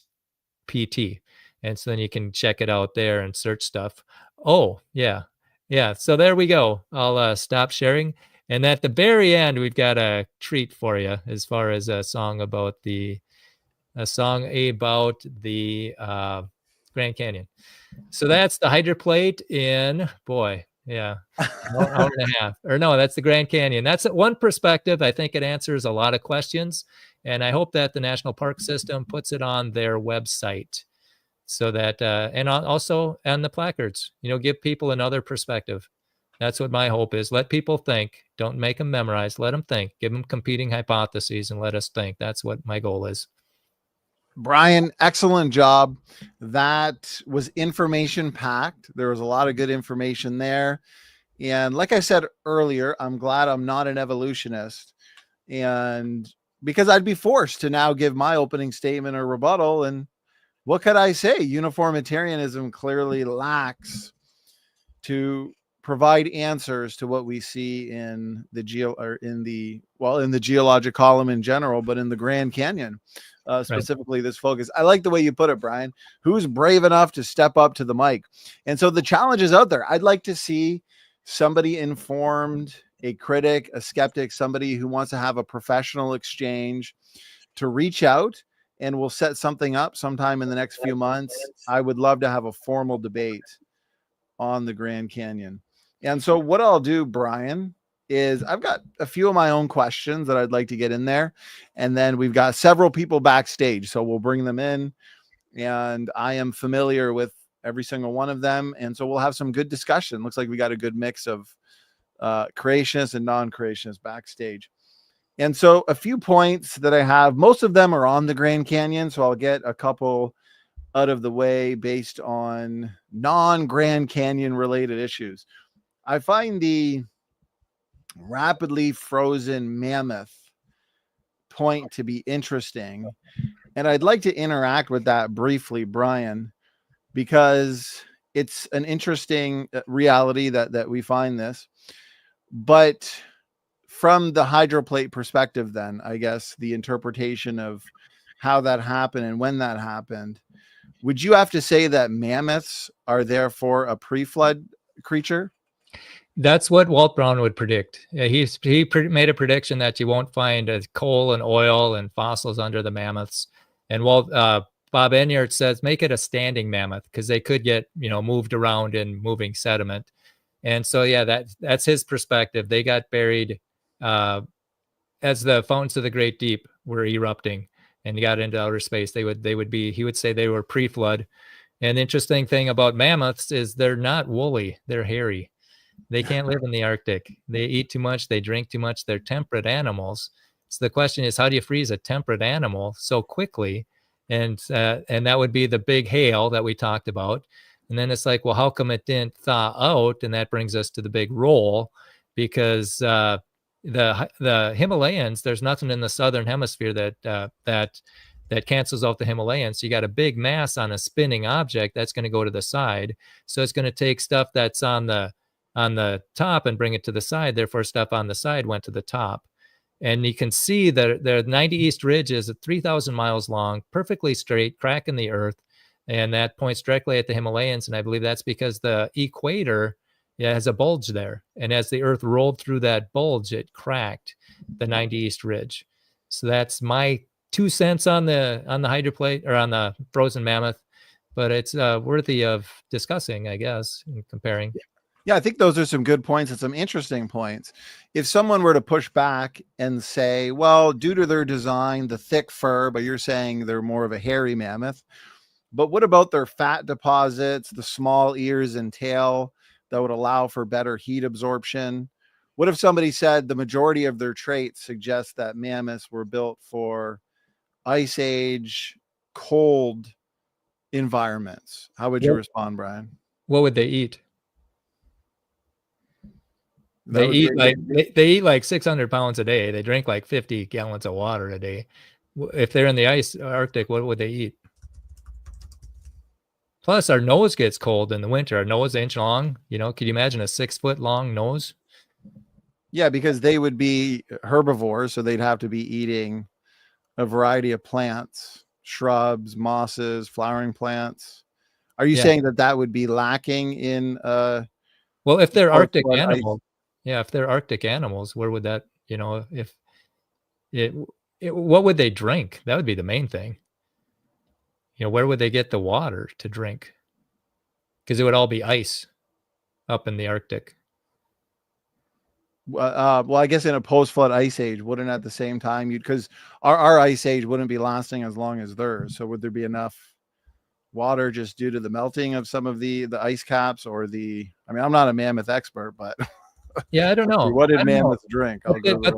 But they're hairy animals, and they don't have an oil gland to make it watertight. You know, it's not fur. That's a misnomer, or it's not wool. Because I'm reading, it says that they primarily drank water, 50 to 200 liters per day. They likely drank from lakes, rivers, and other freshwater sources in that cold environment.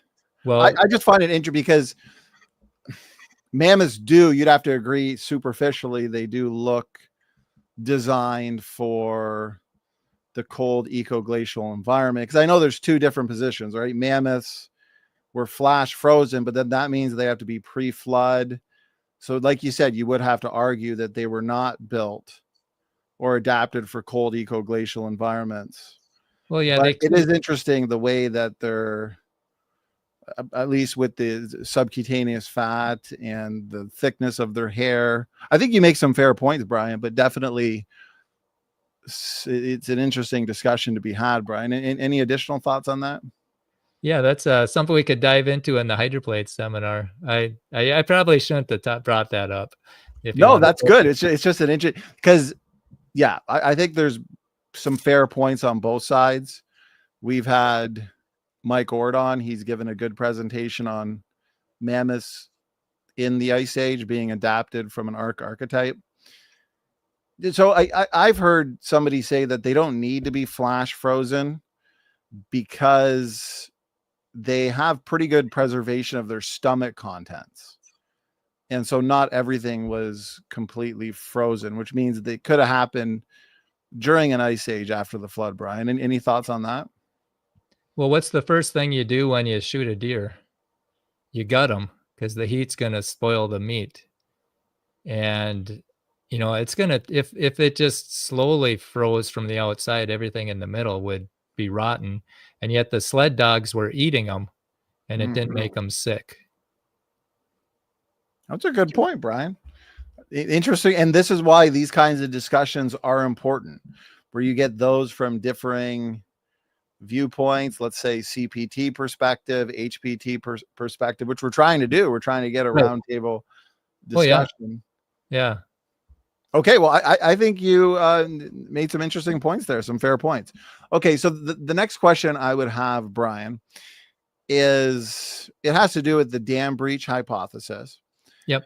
And skeptics, as you're very familiar with, they'll look to the shorelines of various ice age lakes, for example, Lake Missoula. Yeah. So that's a common one. And then they'll say, well, there's no evidence for these postulated lakes in the dam breach hypothesis due to the lack of shorelines that we see in other ice age lakes. What would be a good response to that? Well, the Missoula Lake, that could have been there longer, and keep in mind that Colorado Plateau, as it's rising up, that's very unstable. As it's block fault. Oh, did I lose my voice? Am I still No, no, talking? we can hear I hit you. the wire. I didn't know. But as the Colorado Plateau is block faulting up, that's going to change the shoreline constantly. So the shoreline isn't going to be steady, and it's going to be, it's going to be an unstable part of the country.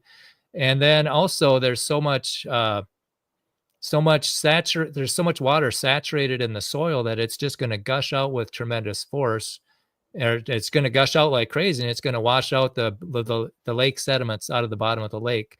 And so if those are not lakes, why are they so different than the surrounding areas? When you look out from a satellite, there's an orangish tinge to them. And if they weren't lakes, what caused that? And if they weren't lakes, what caused the fuzzle? What caused that funnel? Vermilion cliffs and Echo cliffs, those used to be connected. And if the lake didn't do it, what did? Yeah, that's a good point. Somebody who would oppose or reject the dam breach hypothesis, they're going to have to put forth an alternative explanation for a lot of these features you're bringing up. Well, yeah, and that's, and it's easy to throw mud, but let's see a solution. If this theory doesn't work, what theory does? Explain to me how you cut into the hard Inner Gorge. Explain how come it got deeper instead of wider. If this isn't the right theory, show me one that is. Show us how you get the side canyons without rivers, and show us how that, why is the Marble Canyon so much different than Grand Canyon? Why does a canyon that's going straight south suddenly take a right-hand turn? Why does that happen? That's a good answer. So the next big objection that I've seen, and I think this is good that we're engaging some of these challenges, because there are many Cretaceous that are kind of on the fence. And I think I'm one of those Cretaceous where I've seen fair points on either side, the various models in the young Earth Cretaceous world. But it is good that if you're in the young Earth Cretaceous camp, then you agree that the uniformitarian explanation has major problems with the origin of the Grand Canyon. Yeah. Now it's about being in the right worldview and viewpoint in general, and now coming up with the best model, right? And that's what we're doing. And so they'll say, well, since lakes nearly always have sediments in their deepest parts, and we don't find bottom sediments where these purported lakes are said to have been, this argues against there ever being lakes there. Brian, what's a good response to that? It got washed out. There was so much water gushing in from the subsurface that it washed out. And then you look at, the little Grand Canyon, the little Colorado River, that's the bottom of Hopi Lake. And so I would say that the sediment washed out. I mean, you look at Monument Valley, that's sand, and that's the bottom of a lake. And for those who don't think it was a lake, well, how did those mesas, buttes, and spires form then? If this wasn't a draining lake, how did it form? And even goosenecks and Horseshoe Bend and stuff like that, how do those things that are just so weird happen? Yeah, that's an interesting point. It's good questions. What if somebody looked to the glacial Lake Missoula in Montana, and how that burst at the peak of the Ice Age? Yeah. And it said that the water rushed out of the lake at 90 kilometers an hour, but still left a large amount of bottom sediment.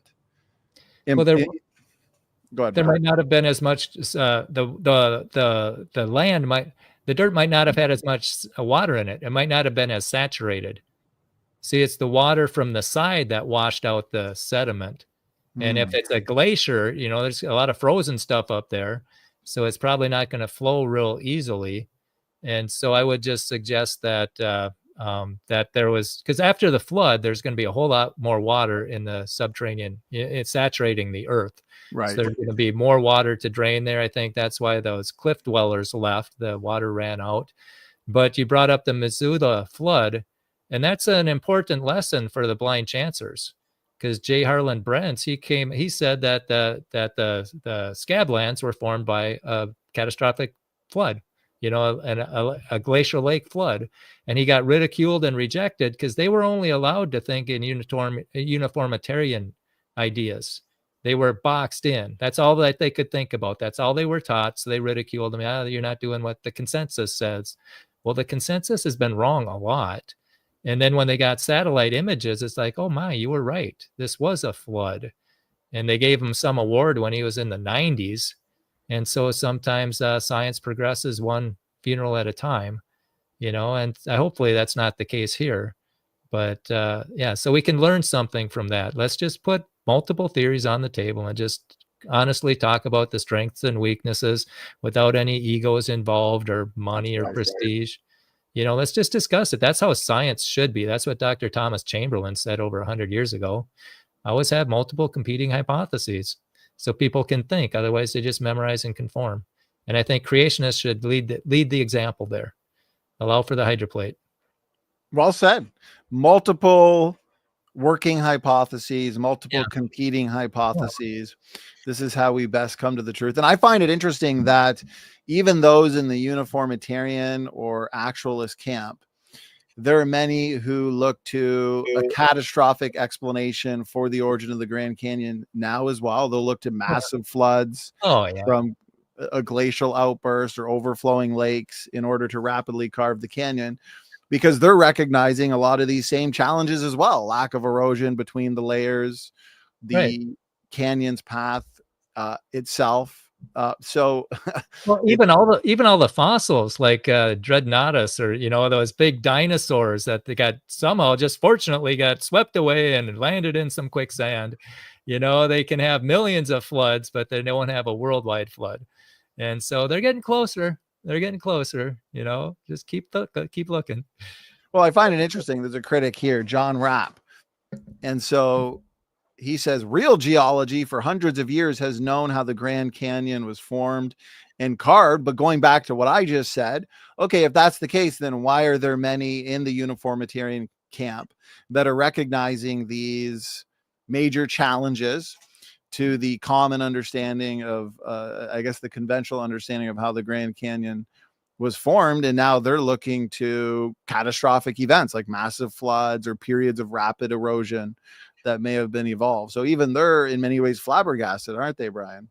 Well, I would suggest that John Rapp tell the National Park Service how it happened, because the National Park Service doesn't know.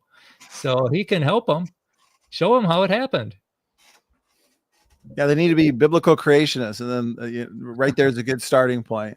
And then from there, you can come to the ultimate truth. So Brian, my brother, next objection or challenge. Oh, wait, let's go back to that. Real geologist. Okay, who's a real geologist? Is that somebody exactly what qualifies a real geologist? Is that somebody with a blind chance perspective of the past that thinks we just got here by chance? I mean, do you really think your house got put together by chance? I mean, that's absurd. How much more absurd to think our bodies got put together by chance? And yet that's the problem with our government education system. They only allow one perspective. And it's like if I had a chest of gold and I said, you can have all the grant money and time in the world to find this chest of gold, but you can only look in your house or in your business building. And I put it out on your driveway. You'll never find it because you can't look out there. And everything is pointing to a creator, but everybody's afraid to go there because they might lose their job. And that's not science. We gotta let the evidence go. We gotta have the freedom to think. And that's not happening. They gotta think that we just got here by chance. You know, hydrogen and helium just turn into people just by chance. And I don't buy that. That takes way more faith than a creator does. Amen. Apparently a real science is somebody who believes they're related to a banana plant, that everything descends back to a single common ancestor a billion plus years ago. Right. And again, We're that's nothing but recycled stardust. That's a real scientist, apparently. That's not science, because it's not observation and testing. And that's what we need to clean up too, is we need to deal in science, not imagination or belief systems. Brian, in order to be qualified as a real scientist, you have to go into the interview and there's a checklist on a piece of paper. Do you believe you're nothing but recycled stardust? Yes, sir. Check mark. Do you believe you're related to a strawberry? Yes, sir. Check mark. Do you believe everything came from nothing? Now you're a real scientist. But if you believe God created, apparently you're no longer qualified to be a real scientist. It would be like, and you made a good point there, if I were to show someone a sophisticated computer, these computers that Right. we're on, or your MacBook, and Right. say, okay, how is this designed? How is this made? But you can only look to the computer itself. You can't look to man. You can't look to anything external to the computer. You're never going to figure it out then. You're never going to come to the truth. Exactly. Good analogy. That's perfect. Yep. We need the freedom to think. And most of science, most of the fields of science were started by creationists. It's That's right. That's a good point. And yet they're getting kicked to the curb. It's really a shame what's happening in science. It's all consensus and a lot of grant money. Now, who was it? Eisenhower. He warned about this. When you start paying for science, you're going to get the science you pay for. And then you're going to get a technological elite that's controlling public policy. And we're seeing this. We're seeing that with COVID. We're seeing that with climate, and we're seeing that with evolution and the Big Bang. Go into cosmologystatement.org and see how all the problems with cosmology, and they say, well, all the people who fund cosmology are big bangers, so they won't allow another view. And that's we really need to have to clean up science. We need to get the money out of it. We need to give people the freedom to think, because it's not happening right now. The freedom to think, very important. Yeah. A diversity of thought. If diversity is our strength, let creationists in the science room. So the next major challenge that I have heard, Brian, and I'd be curious to see how you address it. They'll argue that there should be a large delta at the mouth of the canyon where the current slowed. So apparently the delta is not found at the mouth of the Grand Canyon, and therefore the dam breach hypothesis should be rejected. Brian, any thoughts on that? No, that should reject the river carved the canyon, because the river carved the canyon. There should be a huge delta there. But if there was the big dam that broke, that's going to wash that delta out into the Gulf of California. And it's also going to have a surge deposit all the way down on either side of the Colorado River, which is what they find. I forget who it was, but they said that, that's a surge deposit, something that was rapid and powerful and once. And I think that's the dam. That's the breaching dam. And then Walt Brown says he thinks that the sand dunes, is it the Imperial sand dunes? If they do isotope dating on that, they'll find that they came from the Grand Canyon. And so that's where part of the delta could be, is in those sand dunes. But that little delta proves that river didn't cut it, because that's where it should be if the river cut it, and it didn't. How could we address this challenge, this question? How is the Kaibab Plateau cut through at a present day altitude of about 2,500 meters and not at its lowest point of roughly 1,700 meters, where it should have been the easiest? Well, that's because that's where it cracked. It cracked in the middle. It bulged and it cracked, so it didn't flow where it should have flowed. Bulging and cracking. As it bulged up, it cracked at that point, and then the water gushed through and cut out the Grand Canyon. Because you're right, it should have flowed either to the north or to the south around the Kaibab Plateau, but that didn't. So why didn't it? That's a tough one for a blind chancer. Yeah, the blind chancers, they've got a lot of difficulties. They need to give up on that idea. Brian, can a dam breach carve the long side canyons? The long side canyons? Yeah. I would say no. I would say that the side canyons were carved with the because it cut below the water table. Maybe it could, but I like to think of it as the crack went below the river. The river's cutting below the water table, so all those saturated sediments, all the water there is gushing is coming into the canyon, and it's bringing with it the sediments with it. Or it could be, just taking the sediments underneath and the top collapses down into it. That's another option too. But there's something, the river if the river cut the canyon, what cut the side canyons? And I think it needed some source of water, and I think it's the water table that drained fast. That's a good answer. Well, what are your thoughts on this comment from Sophia? We've had several comments. Then I'll start bringing people in for some live Q&A. And Sophia says it's called denudation It's called denudation. It formed due to tectonic uplift. I'm trying to figure out when this was said during your presentation, but comments were kind of coming in as you were talking. It formed due to tectonic uplift of the Colorado plateau, followed by gradual erosion. Is there anything there you'd want to speak to? Well, if it was gradual erosion, you'd have one slot. You can't move that much dirt gradually. It had to be catastrophic. I mean, this is 1,000 feet of Mesozoic sediment that just got thrown away. I mean, how do you gradually erode 1,000 feet of sediment? There should be a bunch of little valleys there if that's the case, but it's all gone. And you can look at Red Butte and you can look at Cedar Mountain. That's what used to be all over that area for tens of thousands of miles, and it's gone. You can't do it gradually. And what was the force for the tectonic lift up? Where did that come from? What's the mechanism? What's the energy to raise that plateau? And so it's but no, that you could not do the great denudation gradually, in my opinion. It's a good answer. I appreciate you interacting with that, Brian. And so, okay, we got several people backstage, and so I'd like to get some live interaction. Brian, you did an excellent job answering my questions and the challenges that I put together for you as a way to keep this comprehensive, as I know people were looking for a debate tonight. And so I did want to put forth the common objections just to see how you engage them, Brian. So I appreciate that. I think that's a good teaser into the kind of rigorous discussion we are going to have next month, my brother, in our HPT seminar. Okay, let's start bringing some people in. We got Brian from Apologetics 101, who takes the creationist position. We've got Andrew Cumming, our resident evolutionist, so he holds to the common descent position. Welcome aboard, guys. We got Scriptures and Stones, who holds to the old earth creation position. And we've got Jungle Jargon, a fellow young earth creationist. So we got a good, good mix here. Thanks for taking time on a Saturday. Appreciate that, guys. It's a Saturday night showdown.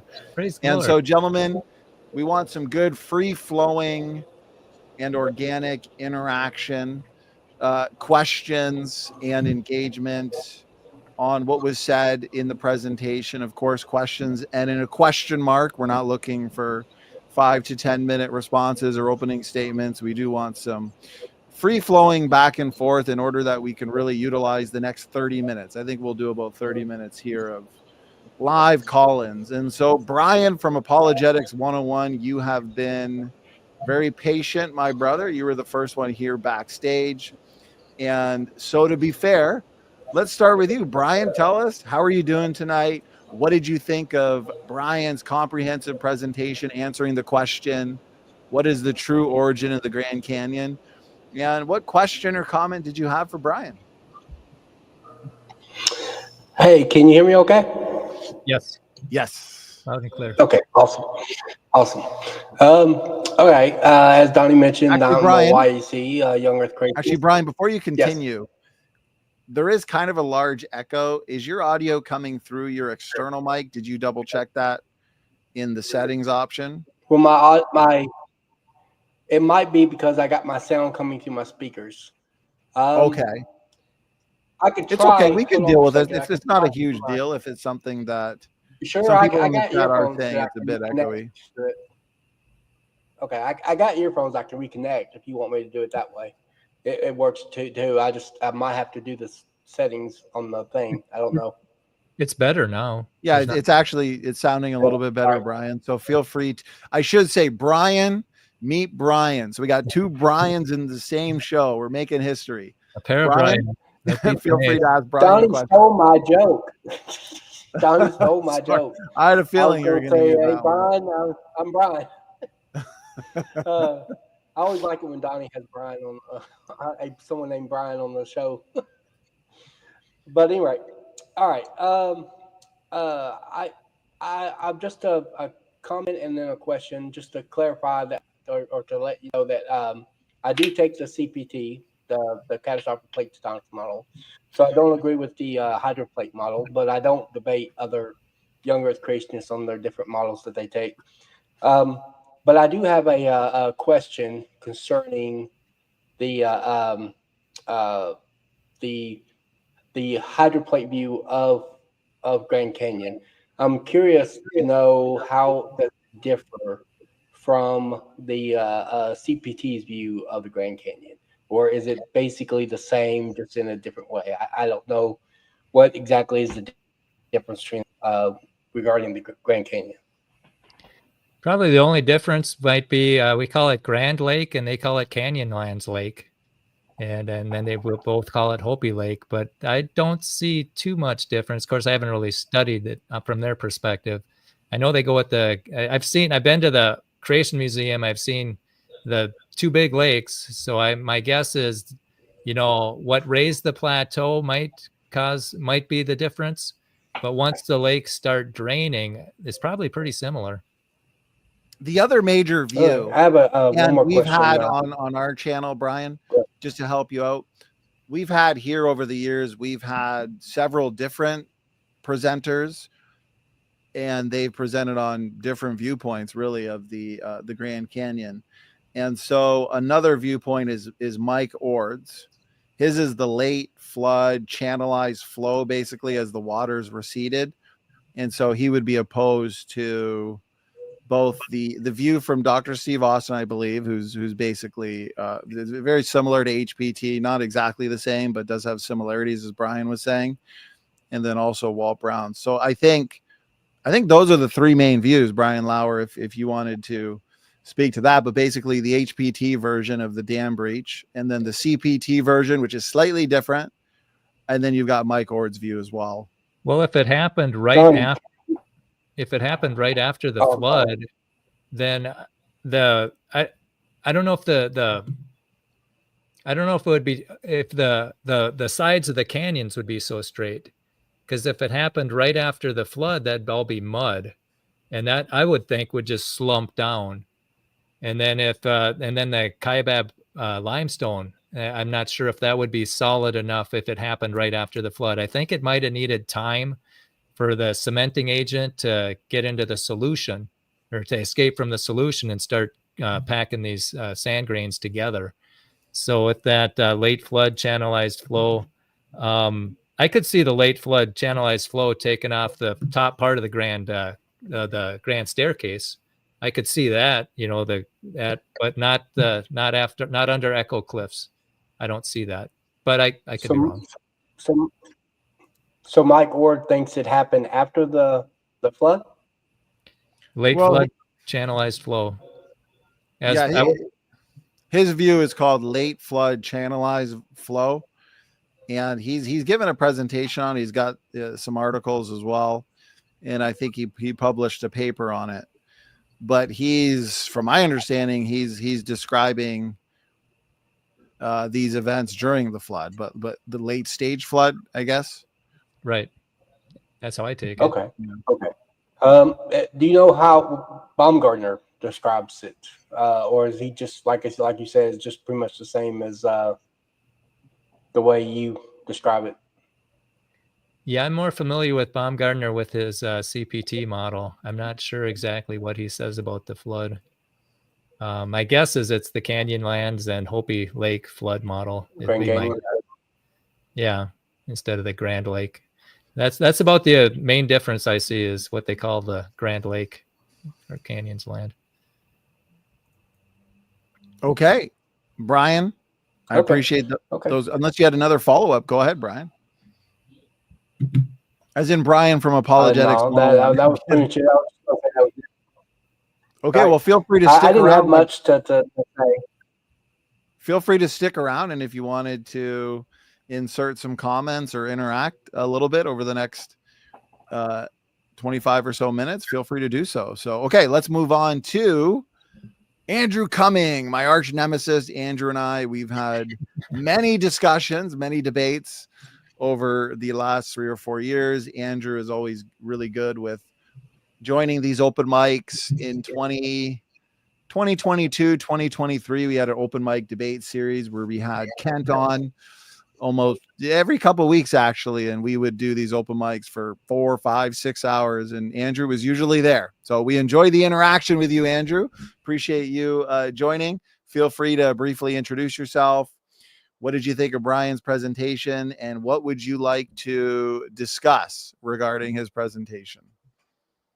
Yeah, thanks for having me on. First, is my audio coming in okay? Or Yeah, this it's is good. on a new computer, so.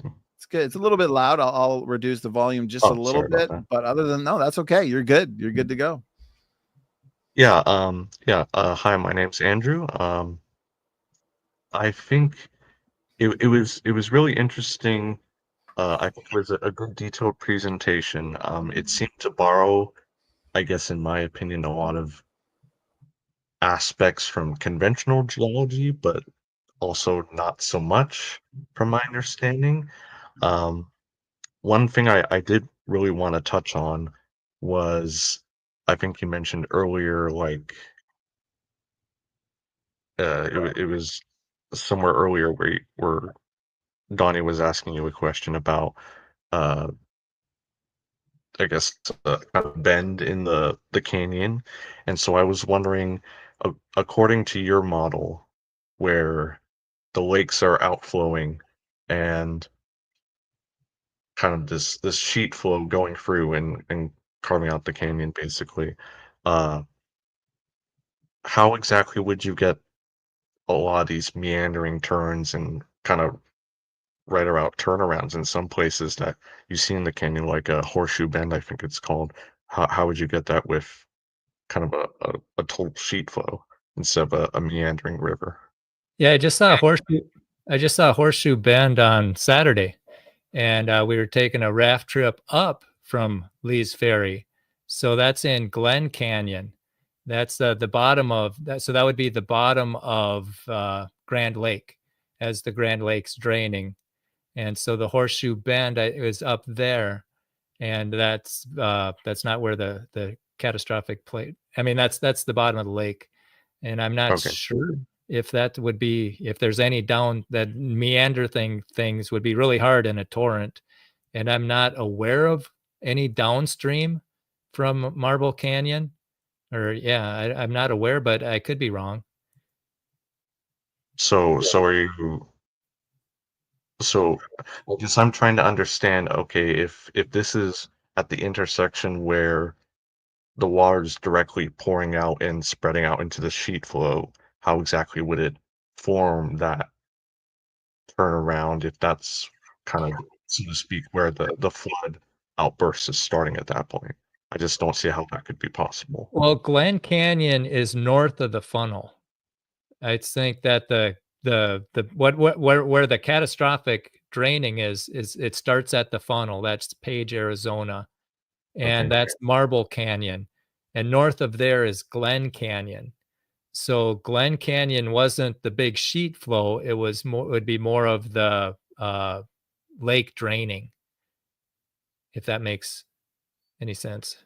Okay, I think so, but even with the lake draining, I still, because you typically see those like, and this isn't the only example in the Grand Canyon. Obviously, some aren't as extreme turnabouts as others, but you do see a lot of these meanders that look a lot like, say, the Mississippi River or Right. long rivers that have been around and flowing for a while. So I don't see how a glacier, or not a glacial lake, just a lake outburst like that could form those meanders instead of a river, an ordinary river. Yeah, yeah, and as far as the lake draining, yeah, and maybe there were some fault lines that it flew across and connected. I'm not sure, but like the Mississippi, it'll flood, it'll come out of its bank and then it'll come down again, and it might not be in the same river bank that it was before. And apparently, like Right. it'll move states at times. You're on this side of the Mississippi, and then that side of the Mississippi will change. And the hard part about that is, how do you get that to cut through that rock at a slow speed like that? For millions of years, that would be Right. a hard thing to do over millions of years, to cut through rock at a meandering thing, like a meandering shape like that. And again, I'm not aware of any meanders like that south of the funnel. Once that starts shooting off and it cracks, I don't know if there's any meanderings there. The one that the Horseshoe Bend, that's Glen Canyon. And then I think they've got the goosenecks, which are farther. That's in enough, that I think is in the bottom of Grand Lake in another state. But I don't think we see them when it's catastrophically flowing really fast. I think it's pretty direct. But I could be wrong. Right. I think the conventional picture of it, to my understanding, is that these would be more like episodic floods. It's like the river kind of not really overflows its banks, but the drainage from snow melt or up in the mountains increases like we see with some rivers today, and the that combined with the elevational gradient that's fairly steep for the Colorado River compared to other rivers in the world. The other thing I want to touch on was you were saying, so correct me if I'm wrong, your model for the Grand Canyon does say the entire plateau is uplifting, or am I incorrect in that assumption? Well, yeah, the Colorado Plateau got raised because the Rockies sank down. And when the Rockies sank down, big mass, small base, it squirted the magma to the side because it couldn't go down. It went to the side. And as pressure built up on the side, then it block faulted up one block at a time. That's why plateaus have a straight, that's one of the definitions of a plateau. It's got a vertical side. It's because it block faulted up. And well, that's one point I didn't really understand, because when you look at the basement of the crust using seismic studies, you don't really see a pool of magma like you were depicting there. So I'm not sure how that would work exactly. Oh, that's interesting, because that's one of the double-sided mysteries. That was one of the things where it looked like the magma went down and up at the same time, and they couldn't figure that out. I mean, I guess I meant the basement of the The basement rock? not the basement rock, trying to think how to describe it. The crustal layer, obviously part of the lithosphere, that's kind of generally solid. There's not really, and even down to the asthenosphere, there's not really a liquid layer of rock, so to speak. It's more solid but plastic over time. So I guess I'm trying to understand what you were trying to model there. Yeah, how do you think the lava got on top of Red Butte? Oh, so you're talking about like a magma chamber, basically. Yeah. Yeah, okay, I see. I get. Do you know of any cities where that's covering the whole plateau? Because it would seem that would have to kind of be pretty expansive to cover the whole area. Yeah, I've read, I think it's, if I remember right, 1.5 million cubic miles of magma got squirted out to the side to raise the Colorado Plateau, which was like 130 or 150,000 square miles. It's just smaller than Montana. So that's a lot of magma to get squirted out. And then if you look at the Himalayas, man, that plateau got raised 3 miles up there. And it's a difficult one. What would the mechanism be that would do that if it wasn't the hydraulics and gravity? Yeah, I'll have to take a look at that, because I'm by no means an expert or specialist on Grand Canyon geology specifically. I'm more of a broader geology lens, but so far I haven't seen Yeah. a liquid Okay. magma pool like that. So I'm kind of curious before we move on, Brian, in light of everything you presented and a lot of the challenges you issued to those in the actualist camp, which is, from my understanding, what uniformitarians are called today, a mixture of uniformitarian and catastrophic processes. Is there a question or two that you may have had for Andrew? I'd be curious to see how he might, interact with a couple of those challenges. I would ask, where's the delta? You mentioned those meandering rivers. Right. They go the horseshoe bend. If that was over millions of years, where's the dirt? Well, it wouldn't be dirt, it would be sediment. But Okay, where's the nitpick. delta? Where's the delta from the Colorado River? Right. Since It's 800 cubic miles, and keep in mind that river's only 300 feet wide. How did a 300-foot wide river carve a canyon 8 miles or 10 miles wide, 18 at some places? And then where did the 800 or 900 cubic miles of sediment go? Because the delta's only got about 1% of that.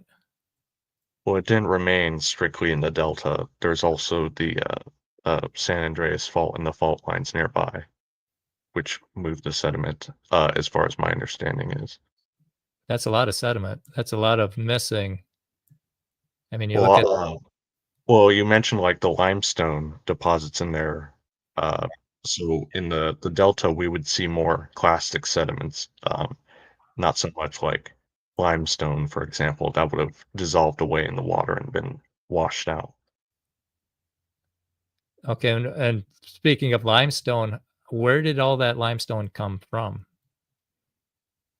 For the Grand Canyon deposits that were carved, or Well, and in the world, and specific, yeah, the Grand Canyon, and most limestone's biogenic, so it comes from either fossiliferous or just planktonic organisms settling on the seabed. It can also be reworked into different deposits from there, but yeah, generally biogenic in origin.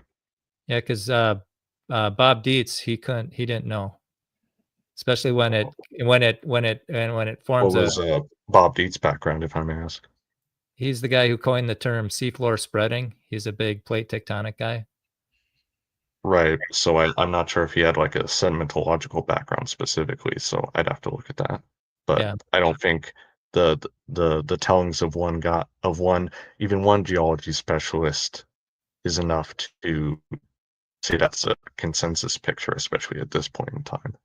Well, yeah, it's good when to we see discuss. so much something.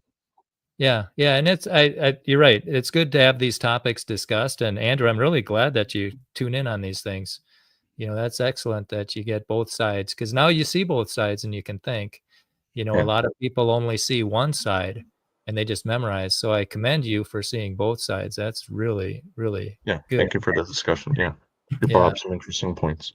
Yeah, we need more of this, I think. Brian, can you, before we move on to the next guest, can you reiterate a couple of the points you're making in the presentation and you've made in the past? And Brian Nickel has a video on it in the rapid formation of a lot of the limestone. I know there's different types of limestone, but the chemical origin of limestone from the fountains of the Great Deep breaking open and allowing for the necessary chemical mixture to rapidly form a lot of the limestone we see. Yeah, Brian Nickel does an excellent job on that, and he's an engineer. I'm just a megaphone. A lot of this stuff is over my head, so I just tell you what people are saying, and he shows the chemical formulas and what was happening in those subterranean chambers, and he's showing how it makes limestone and it releases a carbon dioxide and it goes into something else, and then it makes another thing of it just got recycled in the subterranean water chambers. And that's why we don't have 60,000 times more carbon dioxide in our atmosphere, because that would have been toxic. We couldn't live in that case. And yet, and so, when Walt Brown asked Bob Dietz, where did it all come from? He says, beats the blank out of me. And so that's something that has to be discussed too. It's like, where did this come from? And the limestone thing, that's the chemistry thing, that's not my strong suit. But Brian Nickel, that his website about the Grand Canyon, or about the hydroplate. He does such a good job of animating it, making it understandable, and just excellent. And so that's a good source for people who want to learn more about the hydroplate. He's supposed to be, we had him on a few years ago for a program dedicated to answering or at least providing some solutions to the purported heat problem associated with the flood. I'm curious, Brian, because in almost every flood debate that we have, whether it's specific to the Grand Canyon or just the flood in general, critics of the global Genesis flood, they'll say, well, the flood can't be true. It has to be rejected because we have this piece of evidence that precludes it. And they'll say it's the heat and energy that's generated from the catastrophic flood processes. All of that heat would have boiled the ocean, melted the crust. And so I'm curious, if you were in a debate and an evolutionist were to bring that up as a challenge to the HPT model, how do you personally engage it? Well, I learned this from Real Science Radio. They've got Brian Nickel was on with Bob Enyart, and all these objections, Brian Nickel answers them with Bob Enyart. And they're saying, well, there's so much energy that would come up with just just blow the crust off. Well, that they're assuming it all happened at once. This happened over time. It's like he said, if you were to design a car, it takes so much energy to drive across the country, and it's going to be all at once. It's going to blow the car up. Well, no, it's over time. It's over time that you use this energy, so it's manageable. And then also when it's the Joule-Thomson effect, when things expand, gas or liquid expand, it cools off. And there's a video, I don't have it queued up right now, but there's a video of a science teacher who's got a pressure cooker, and then he's got steam coming out the top, and he's got his hand in an oven mitt in the steam. And then he says, should I take this off, class? And he takes it off. And he says, yeah, this is, as it expands, it cools off. What you see is not steam. What you don't see, that's steam. And then he points down there. And so when it's expanding from 372,000 to 14.7, that's it's going to cool down quite a bit. And then also a lot of it's just going to shoot right through our atmosphere. There's a boundary, and air is a good insulator. So if it's shooting up, it's not going to interact with our atmosphere. And those were the 2 or 3 that I remember from the Real Science Radio interviews, but those are excellent. You go into rsr.org/answers, and it's got the published criticisms of the hydroplate. It's got the online criticisms of the hydroplate, and then it has how hydroplate proponents, how we answer them. And wouldn't it be nice if evolutionists did that, or even CPT people did that? This is what we present, this is what they say, and this is how we answer it, all on one website. I think that would give people an opportunity to think instead of it's my way or the highway, which is sad. And so we don't want any more people memorizing. We want you to think, and that requires seeing both sides. So do you think, in light of your points there, and Brian, I'm going to hand it to you in 1 second, brother, Brian from Apologetic. I'll call you Brian too. So Brian too, I'll hand it to you in 1 second, because I'm sure you have a couple points on the heat problem. And Brian 1. So would you say from the hydroplate theory perspective, as compared to the catastrophic plate tectonic model, many CPT proponents, they would argue for a supernatural resolution or explanation to a great deal, if not all of the heat. I'm not saying all of them, but many of them would say, those proponents would say that God dealt with essentially the radiation, the heat. He was Lord over the flood. But from the HPT perspective, would you say that proponents of the HPT model, you being one of them, you guys can explain or resolve the heat problem without a supernatural intervention? Yes. And, they talk about how radioactivity formed during the flood, because it's very good to have uranium causing birth defects, so it's not very good. So they think that it happened during the flood. And that's a whole nother topic, how the granite, it's fluttering. And if you stretch or compress quartz, it's going to spark. So you get this plasma inside the granite, going to slam together these radioactive materials, and then they'll decay. And then, but the thing with quartz is it's got like a shutoff valve. When it gets so hot, it doesn't get any hotter, is what they were talking about. And then slamming them together, they call that adiabatic, where it's cold packing. There's no external heat to that. And let's see, I'm not sure if I got the question right. I kind of went off. I don't know if that answered that. The question was basically, does the HPT model have a non-supernatural? Yeah, we don't need a supernatural. We don't need a miracle to start. We don't need a miracle. It's just half of the ocean was inside the Earth, 60 miles. That's it. How it got there is not part of the theory. And then you just throw the moon in and start the supercritical process, water critical. And you don't need a miracle to start subduction. You don't need a miracle to, it's engineers love the hydroplate theory, just love it because it's so logical, and it's got energy budgets and mechanisms and forces, and they understand that, and they apply it to the Earth, and it makes sense. Engineers love the hydroplate. But if you're steeped in plate tectonics, it's real foreign to them, and yet they don't really have a mechanism. They say that convection currents got the plates moving. It's like, well, it can't, because there's a crossover density where over 200 kilometers or miles or whatever, it gets so dense it just sinks. It doesn't come back up again. And so that's a whole nother talk. But we do not have to rely on miracles. It makes sense. And especially if you listen to Brian Nickel explain it on Real Science Radio. That's what I listened to all the way down to Des Moines when I was going to speak there at the homeschool convention at a church. That's what I do when I'm driving around. I'm listening to Real Science Radio stuff. It's a lot better than the secular stuff, and it's pretty funny sometimes. We live and breathe creation evolution. I'm curious, Brian, does the HPT model, or you specifically, would you hold to accelerated nuclear decay during the flood then? It could. You got a lot of those neutrons flying around because with the plasma, and those are very unstable, and they can attach to like heavy deuterium. That's heavy hydrogen. And so those can get, and that's why I think he thinks it's half of the ocean, because the deuterium in comets is twice as much as in the ocean. And so if it got up, and so the ocean would dilute it by a half. I think that's why he got it. Personally, I think there's even more water than that, because there's a lot of work that got done, and heat does work with the hydroplate theory. It works. It's a feature of it. Yeah, the heat will do work in the hydroplate theory. That's a mechanism. The heat on the other ones, it's kind of a problem. It's like, where did it come from? How did it start? Where did it go? But the heat will do work in the hydroplate theory.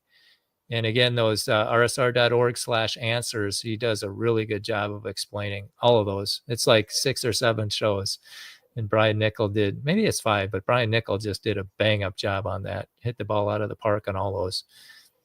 Now, how much accelerated decay would you, from the HPT perspective, say occurred during the flood? Because I know proponents of CPT might say there was 1 billion or more years worth of accelerated decay. When they look to the zircon crystals, right, they'll say, okay, there's about 1 billion years worth of decay from uranium to lead. But then you look at the hydrogen, and there's too much hydrogen in there for billions of years. Helium, there's too much helium retained. Yeah. And so that, in order for that helium to be retained, that means the 1 billion years worth of decay from uranium to lead must have happened rapidly. But then CPT proponents would say that the heat and radiation that resulted or was generated from all of that decay in such a short amount of time, God would have had to supernaturally deal with that. So an HPT proponent, how would you deal with the heat and radiation formed not through catastrophic processes like plate movements and volcanism and meteor strikes, but the heat and radiation due to accelerated decay? Would the HPT model have a non-supernatural explanation for that? Or would you guys have to look to a supernatural resolution for that specific? Okay, I'm just shooting from the hip here, but I remember on one of those radio shows, I made a note of it. I don't have it with me, but they slowed it down. It had to do with, I forget if it was the electric current, the electric charge could adjust it from really big to really small. And as far as the heat goes, I'm just shooting from the hip. I can't remember what they said about that. Oh, that's okay. Well, and my ministry partner Matt, he wrote a book on the age of the earth, and I know is specifically dealing with dating methods, and he really likes the Z-pinch experiment and Yeah. everything they did with the Proton 21 laboratories in Ukraine. I'm not an expert on that, but I know he'll be discussing that a little bit in the seminar coming up. Has he seen the 9th edition, the radioactivity chapter? I believe so. Okay, good. I think he's got a lot of information from that. Yeah, because it seems like the more they find out, the more it validates it. But Brian, too, thanks for your patience. Feel free to contribute whatever you'd like to on that topic, brother. Brian, too, that would be you from Apologetics. I've actually, right. Can you hear me okay? Yeah. Y'all are freezing up a little bit to me, so I don't know if I'm freezing to y'all. No, you're good. Am I okay? You're good. Okay, awesome. All right, I've done a couple of videos recently on the heat problem. Actually formulate my own model on resolving the heat problem. So it's really good. But Donnie, have you seen my video? I've seen a lot of it, but there's still portions of it I need to watch.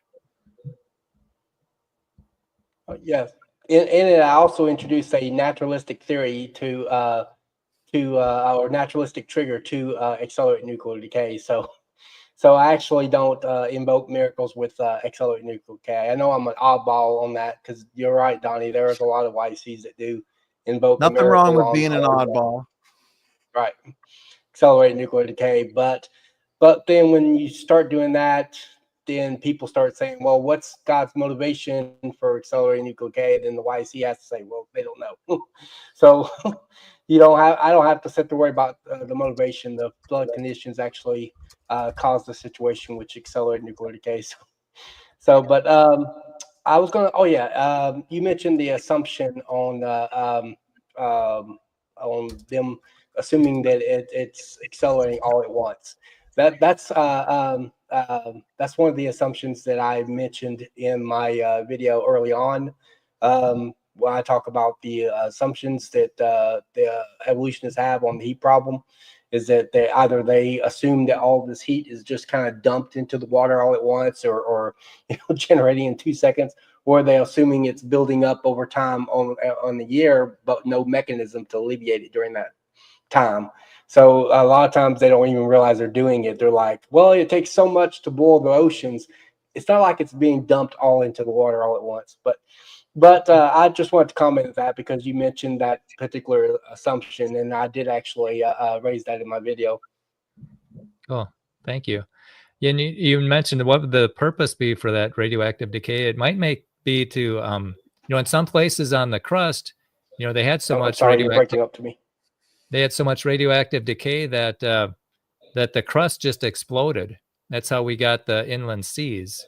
That's how we get these seas with a whole bunch of salt at the bottom. That'd be the Gulf of Mexico. That'd be the Mediterranean Sea, and I think the Black and the Caspian, where it made the crust weak, and there was so much pressure it just exploded out of there.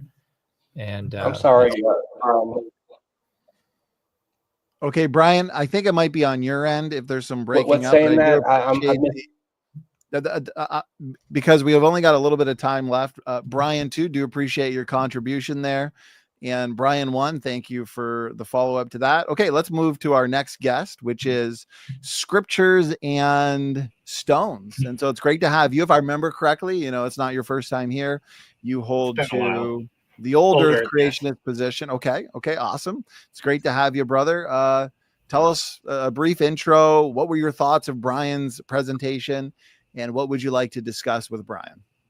It's interesting. I'm in complete agreement with having competing models. I minored in philosophy, looking at philosophy of science a long time ago. And I liked a lot of Emery Lakatos' stuff, and of course read Thomas Kuhn's book, Structures of Scientific Revolutions. So competing models is fine. There's stuff there. Yeah, I do wish we could have more conversations. So anyway, good point about the rock layers needing to be hardened. A lot of creationists overlook that.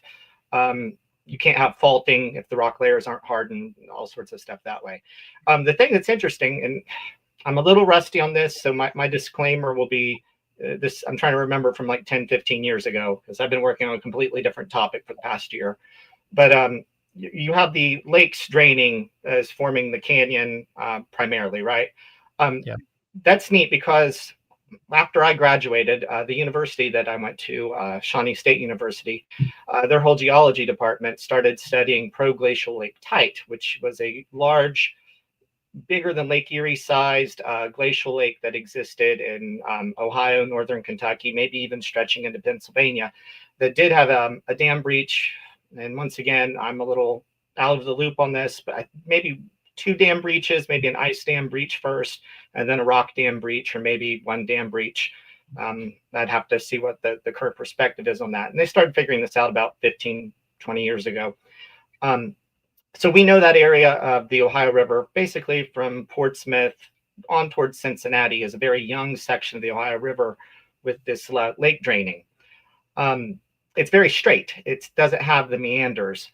The Grand Canyon and the model that was contested but started to rise to the preferred model amongst the majority of scientists was that you already had a mature river there in the Colorado Plateau with the meanders, and then you had uplift and the river kind of cutting through like a saw if you put a piece of wood underneath the saw and lifted it up. And I think they think the uplift, I know there are competing models on this, but that the Farallon plate maybe was attached to the bottom part of the lithosphere and then separated off, causing a density difference. And those things are still debated, I think. But if I can share my screen, if that's okay, Donnie, is that permissible? I've got Google Earth here. Sure, no problem. Do I just hit present there? Yeah. Okay. Let's see. Was there anything you wanted to comment on there so far, Brian, as he gets his screen shared? Yeah, even if it was the river, again, it comes down to where's the delta. You know, if the river cut that canyon over millions of years, how did it cut the delta? And then that canyon's 10 miles wide, you know, Yes, and 18 miles wide. So how does that river cut something that wide? And then if the river cut the canyon, then we still have to explain the side canyons. And then how did it cut into the hard crystalline rock of the Inner Gorge? The river should go wider there instead of deeper there. It should go wider into the softer sedimentary rock instead of deeper into the harder crystalline rock of the Inner Gorge. Yeah, and I'm not claiming to have all the answers on this. I know with some of the side canyons, they would be pre-existing tributaries, I think. But here you can see the Grand Canyon and notice the meanders kind of there in the center. And then I think somebody mentioned Horseshoe Bend over there. I'm going to zoom out and go to this location I was talking about concerning proglacial lake tite. Can you guys see that okay? There. Yeah. Can't help. Okay. Notice in the center, do you see like an empty river valley pointing north up towards, this is Columbus, Ohio up here, this section of empty river valley right there. And the Scioto River today runs backwards through it. So you have similar things with like the rivers flowing the wrong way. That's the valley of the old Taze River, which was blocked by the glaciers. And then that you had a lake pool up here with the hilltops being islands. Somewhere between Portsmouth and Ripley, you had a dam breach. And then this relatively straight section of the Ohio River was formed from that dam breach. And you even have, let's see if I can find it here. You'll have some islands of leftover sand from the dam breach there. There's another one right about here, another island. And of course, the Ohio River is dammed today. It used to not have a slow flow. It used to be more seasonal, a lot in the spring. And then by the end of the summer, sometimes it almost completely dry up. So that's what I would expect to see if we had a glacial lake form the canyon there. Now, if I go on over into West Virginia and look at a tributary of the Ohio River, which is a very old section. Did somebody say something there? Sorry. Then you got New River Gorge. And this is one of the oldest sections of river as far as what people think. And here we see the meanders, and this is another area where they think actually the mountains were uplifted through a mature river there. So you have the meandering cutting through the mountains there, which they think the mountains were actually kind of uplifted underneath, and the river was keeping pace erosionally with the uplift. So that's basically all I really had there. So I can stop sharing here. If anybody's interested in a paper on that, let's see if I can stop that screen. The paper is a new map of Pleistocene proglacial lake Tite by James, and I'm going to probably mispronounce his name, Urjavec. My apologies to him. He was young. I think he was starting college there when I was about to graduate. And there's a updated map of it. If anybody Google searches it, you can see the extent of the lake. It was quite large. So. Okay, thank you very much, Brian. Any thoughts or comments you had on anything there? No.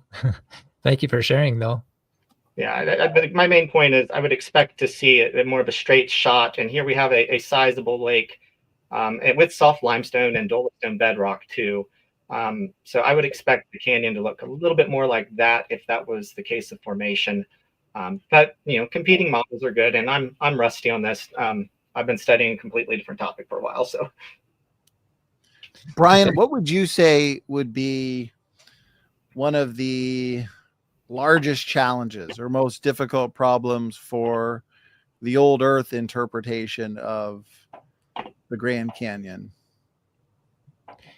I know there's several, but what would be one that just really kind of stands out and that you've noticed those in the old Earth point of view have a difficult time addressing? Well, if they believe that river cut the canyon over 6 million years, where's the erosion for those layers over 250 million years? For the layers to be laid down over 250 million years with no erosion between the layers, and that should have been when the sediment was soft. And then when the sediment's hard, this river cut through, made that huge canyon in 6 million years. Well, when these rivers have high flows, the bottom's almost like sandpaper because it's carrying the sand grains and even sometimes pebble-sized objects. So it wouldn't be consistently, but yeah, but those rivers should have flowed over those 250 million years between those layers too. They should have cut canyons. There should be erosion marks between the layers, but they're perfectly flat. I would assume all the layers are prior. If you're talking about the older layers from like the Paleozoic, I would assume those would all be pre the river. Right. I looked it up a little bit. I think the uplift was Cretaceous to Neogene, like late Cretaceous to Neogene. And I'm not an expert on that. But that should have. But I'm more familiar with the East. Over millions of years, over 50 million years for the Redwall limestone, there should be rain and there should be gullies cut in there. And to say that it didn't happen for that long, I think it's a rescuing device. But that's assuming that it's above sea level, though. So if it's under sea level, you're not going to have as much of erosion that way. And I do know there are some unconformities other than the great unconformity up above. So I think there is some evidence of erosion there. And your boulder. Oh, I forgot to mention your boulder. The boulder they explain with liquefaction, where you had it's in shale, and you can definitely tell it's gone up, and it's a quartzite boulder of the basement rock. But when you have an earthquake with a clay, you get liquefaction, and that can pick it up. And that's an observable phenomenon today, especially if the clay is more dense than the quartzite. And of course, clay minerals typically are more dense than quartz. So that's the other alternative on that boulder. Interesting. Yeah, I haven't heard that one before. Yeah. If you want to see a quick clay in action, there's one that was filmed in the 70s, the Risa Click clay in Norway. That was a weird one. It wasn't earthquake caused. It was caused by I think salinity differences in the soil. But anyway, Christchurch, New Zealand. I think that's the name of the town. That's where you had a quick clay recently too.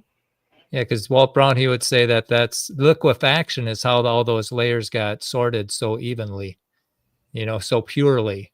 Those layers are they're sorted so they're by their density and by their shape, and they're so flat. He would say liquefaction is what sorted them. If you have mud, sand, and clay, put them in a bottle, shake them up, they're going to settle into their layers. And he would submit that's what happened to get the layers so sorted and so flat. And then the other thing too is, how do you get sedimentary rock? the sand dunes are not turning into sandstone. They have to be mixed with a cementing agent. And I think that's what was in the fountains of the Great Deep. And it was in the sediment. And then the solution that it cooled off, so it had to go out of solution. And then it went into those spaces between the sands and made sandstone. And so, yeah. So from a old Earth perspective, the main thing that pops into me when I hear old Earth is Jesus in Mark 10:6. He said, "But from the beginning of the creation, God made them male and female." So he made Adam and Eve right there at the beginning, not millions of years later, not billions of years later. And then the other thing that pops into my mind is, did their sin bring death into the world? It's an interesting topic because I'm in seminary right now. My good. thesis is involved on did Jesus commit animal suffering, and was he guilty of that? You get atheists that bring that up a lot, involving the Gerasene pigs. That instance, a lot of there are people that adopt rebel angel theodicies, where you have an angelic fall, and there are problems with it. There are also benefits to it, like anything. Another thing, though, with hominids, and this is the thing that's iffy. We're talking about things that we weren't there for, but I hold to the Watchers idea with Genesis 6, not the Sethite hypothesis with that. And I think that there's a lot of evidence that the early church did too. And I know some people can take that and run with it in some crazy areas, but I think the Greek spiritual physical divide that we insert is more a later addition, that maybe some of these angelic type creatures had a more physical body at some point in time. So is it your position then, out of curiosity, because that's an interesting point, that a lot of your hominins like Erectus, Neanderthals, Heidelbergensis, are you saying that they were non-human Nephilim types? Maybe, not with certainty. Just maybe. It's kind of like a thought experiment. Now, there are problems with it. I'll admit that. And, don't know, but perhaps. And I think you find some caves in Israel, could be wrong on this, it's been a while since I looked, where you see Neanderthals and modern humans hybridizing. Maybe. I don't know. So because we do have their genes, yes, that suggests that we mated with them, produced fertile offspring. And so your position as per Genesis 6 would be believers are basically interbreeding with fallen angels? I would not say it with a dogmatism, but perhaps that's a possibility that I would be willing to entertain. Now, would you say it's also a possibility in light of the evidence that we now have suggesting that hominins like Neanderthals were a sophisticated people group? They buried their dead, they purposeful navigation, they sailed in the open waters, sailed for tuna, they made musical instruments. I mean, we could go on and on. Is it a possibility, according to your model, that Neanderthals could be fully human, made in the image of God? Maybe it does bring up challenges with the timeline, though, because you do seem to have human civilization starting around the 6,000 to 10,000 years, and you would like to have Adam and Eve in that area. It's difficult if you're like a William Lane Craig that wants to push it back to Homo heidelbergensis. Yes, the genealogies can have telescoping, but it's hard to telescope that far. And I appreciate what you're saying. Would you say then, therefore, that your interpretation of the geologic column and where we find these hominins, are you saying, is it your position that your interpretation of that is in a way driving your conclusion that Neanderthals can't really be human because of where they're found? I mean, we're all open to bias, and I'm open to the idea of I used to be a young Earth creationist, so and I changed kicking and screaming trying to defend it. I actually wrote my bachelor's capstone paper on how you can still be logical and be a young Earth creationist with the Lakatosian Kuhnian things. So maybe we're all open to a little bit of bias that way. I'm not dogmatic on it. It's not my area of expertise. I'm a little bit, maybe I've been reading a lot of Michael Heiser, so maybe I'm reading things through that lens. But what is interesting, and I haven't thought about till you mentioned it there, if you read the Enochian Watchers traditions, you had these fallen angels teach humanity civilization skills prior to when they were supposed to. So maybe you're onto something with that, about them having culture and then transmitting that culture to us, maybe even prematurely.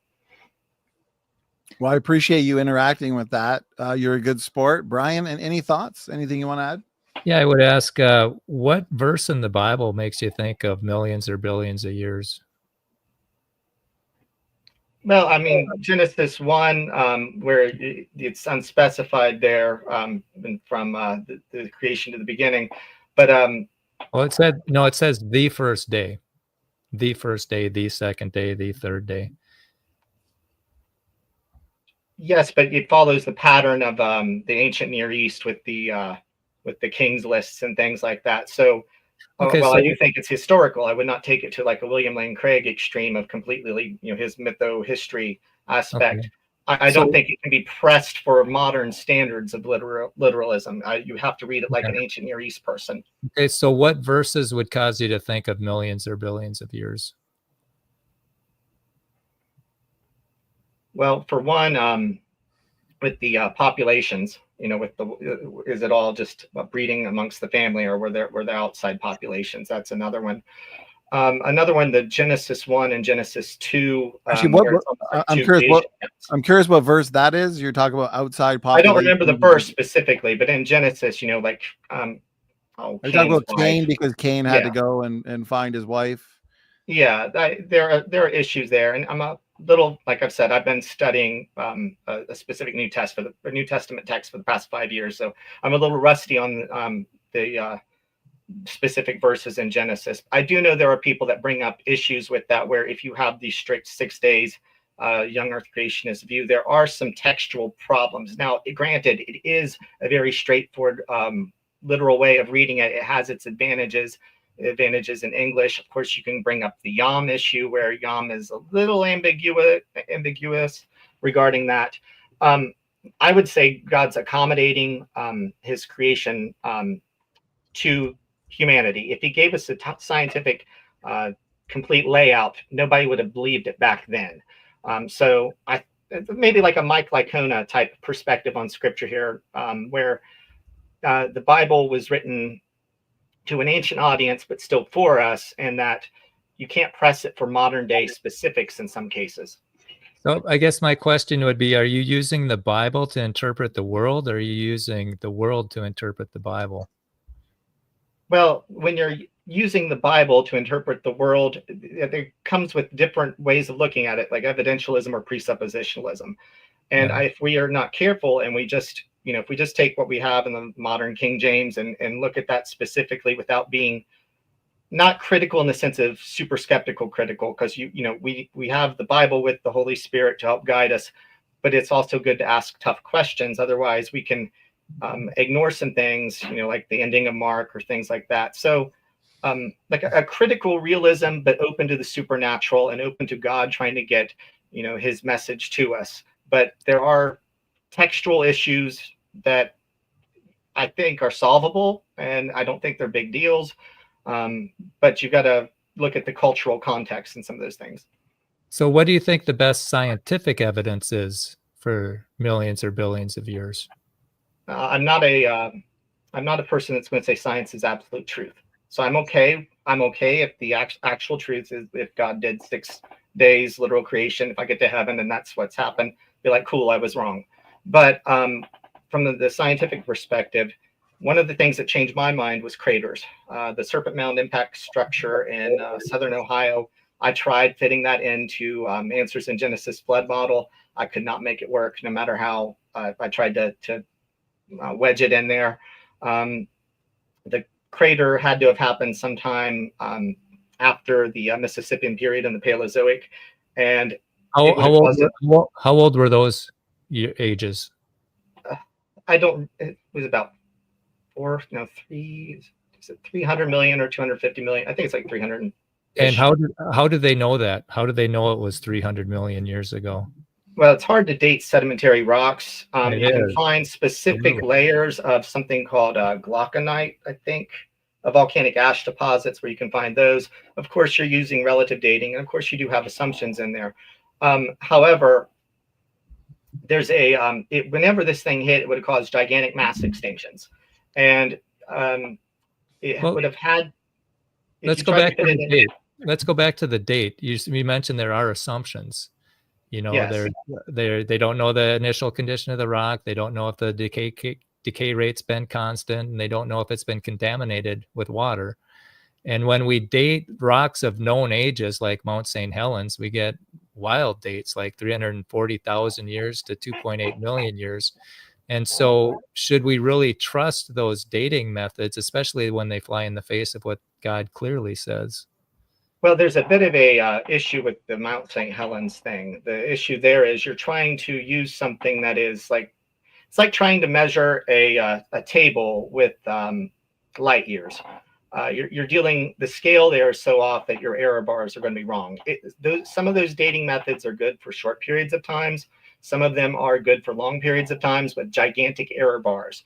So even when you're getting those dates, you're within the error bars. So if we know the age of the rock and it doesn't work, should we assume that it works when we don't know the age of the rock? But it's within error bars of, see, if I measured a dog with a 100-foot yardstick and I'd be like, oh, it's 0 or it's 1, it's the wrong tool for the job. So when you're using one of those really, really old dating techniques on something brand new, you're using the wrong tool. You're going to get wrong results. I'm curious, what determined that potassium argon dating is a wrong tool or method for newly formed rocks? What determined that? Well, if you look at the radioactive decay curve, and remember, this is not my area of expertise in that sense, but from what I think is when you're looking at the radioactive curve, it's only good at a certain area where the curve is nice and you're getting a change in the isotopes. When you're at the asymptotes, it's not very useful. So when do you think dinosaurs lived? I don't think they're with humans. I think, pre KP boundary. So like 65 million years, that's what they typically say. 65 million years ago, they died. Yeah, I would put them back there, yes. Are you aware that they found blood cells? Yes. And blood vessels? Yes, but even the lady that found that, she says that it's not just one lady. We've recently done a conference. I had Dr. Joel. That could be. I'm rusty on it. So right now in the literature, Dr. Brian Thomas, he's got a whole list, and it's easily over 100 findings of dinosaur soft tissue and blood vessels and collagen. So it's not just Mary Schweitzer. I mean, you can just disregard Mary Schweitzer if you wanted to. We've got so many examples now where it's becoming the norm. Dr. Mark Armitage, he's got a whole list. He's written papers on it. And so the question would be, how can those biomaterials, how can they be preserved for millions of years, 65 million years? I don't know, and I would grant that's a prediction that the young Earths have. I just think there are other problems that are more significant. And you're familiar with Kuhn's science structures of scientific revolutions. You can have anomalies and ad hoc explanations on the outer core of a theory. It's when it gets to the solid core. If it was I think the example that somebody brings up frequently is a rabbit found in the Paleozoic or something like that. That would be a complete, paradigm shifting discovery. Well, I think we've had many paradigm shifting discovery. I think what you're looking for is a line of evidence that could discriminate between the models, a line of evidence that would preclude the old Earth model. We would argue that dinosaur soft tissue and collagen is one of those. The C14 that we find in diamonds, that we find in coal, that C14 should not be in diamonds. Diamonds are claimed to be billions of years old. They're the hardest substance on the planet, resistant to contamination. If every single atom on the planet was made of radiocarbon, it would have decayed away in easily 500,000 years, yet we're finding radiocarbon all throughout the geological column. Was this predicted? My assumption is that no, it was not predicted. So there's a couple lines of evidence. We got helium and zircon crystals that shouldn't be there if those zircon crystals are billions of years old because the leakage rate is too fast for helium. So, I mean, we could talk all day for the next 3 hours about those kinds of evidence that you're looking for in scriptures and stones.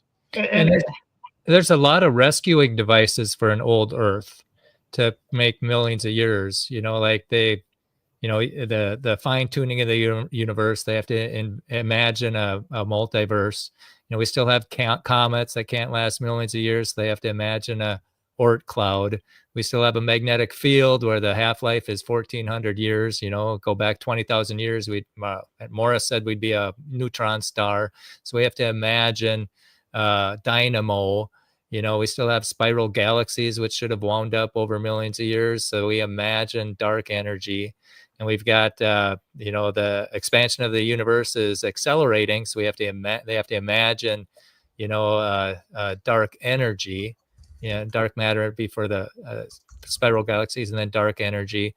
And now with the dinosaur soft tissue, there's nerves, there's bone cells, there's collagen. And they just came out with a study that collagen can't last 1 million years.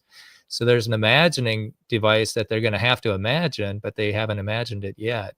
A big one too that I like to talk about. We had Dr. John Harton, a cosmologist, and we did a seminar on the Big Bang, dismantling it. And you've got the matter, antimatter asymmetry problem, which is the observation that the universe is mostly made up of matter. But this is contrary to Big Bang predictions, where you should have equal amounts of matter and antimatter. So why is that and even if you were to look at their answers, they would admit that largely that's a challenge that goes unresolved. And that's just one of the many. But if we're going to interpret the Bible in light of Big Bang thinking, but Big Bang thinking is being overturned, well, why are we putting an overturned theory into a perfectly good book where it doesn't belong? Yeah, Dr. Danny Faulkner, when he said when he was in college in the 80s, they had 100% confidence in the Big Bang. And since then, they've had to add dark matter, dark energy, string theory, inflation. They've had to add all that stuff to the Big Band-Aids.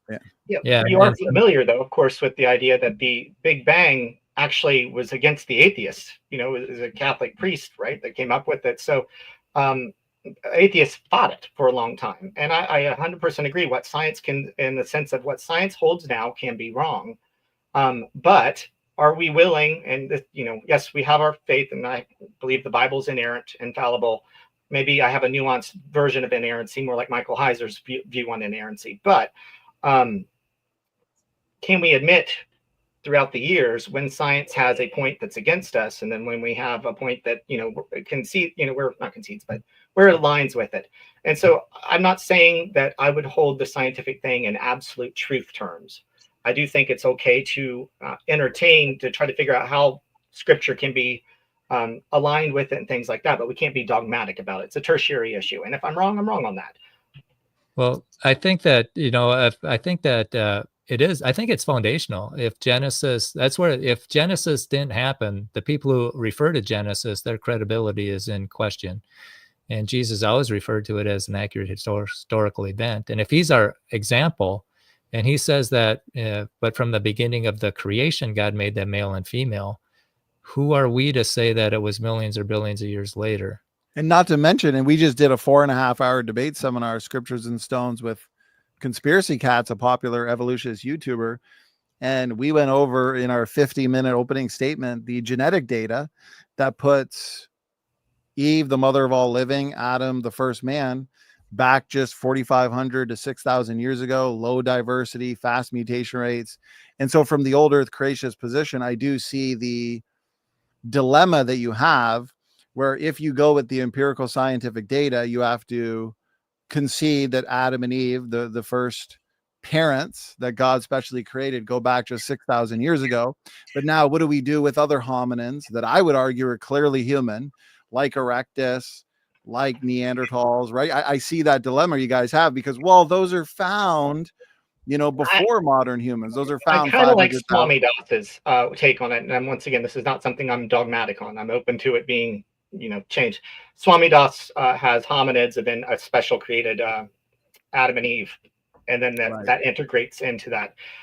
That's one I'm looking at right now that I would prefer. Not dogmatic on it. I see you've got to wrap things up. Something for you to think about then as we start to wrap up. We don't want to bombard you. You've been a great sport.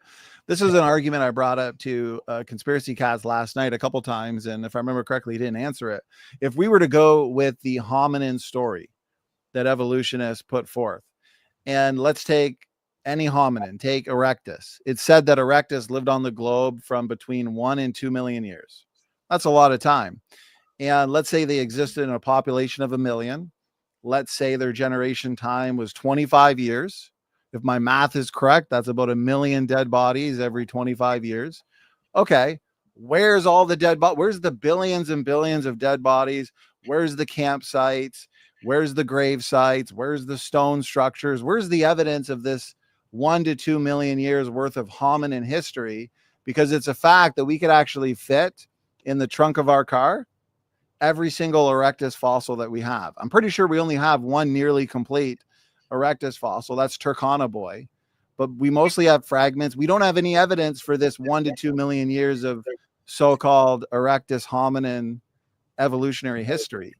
And so how does an old earther explain that? Where's all the bones? Where's all the grave sites? Where's all the dead bodies? Well, if you go with the old earth hypothesis, though, and you go with a fossil being like winning the lottery, then you already are expecting an incomplete and a biased fossil record to hard-bodied organisms.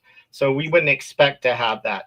And if you look at the areas where you find some of the oldest hominids in Ethiopia, you've got a sedimentary layer, then a volcanic layer, and it gets hard to fit some of that in with. Isn't that just an argument from silence, though? Because yeah, us Cretaceous, we're saying, yeah, fossils require very special conditions to form.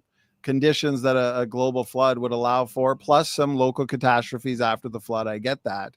But to say, well, we don't have the evidence because fossilization is so rare.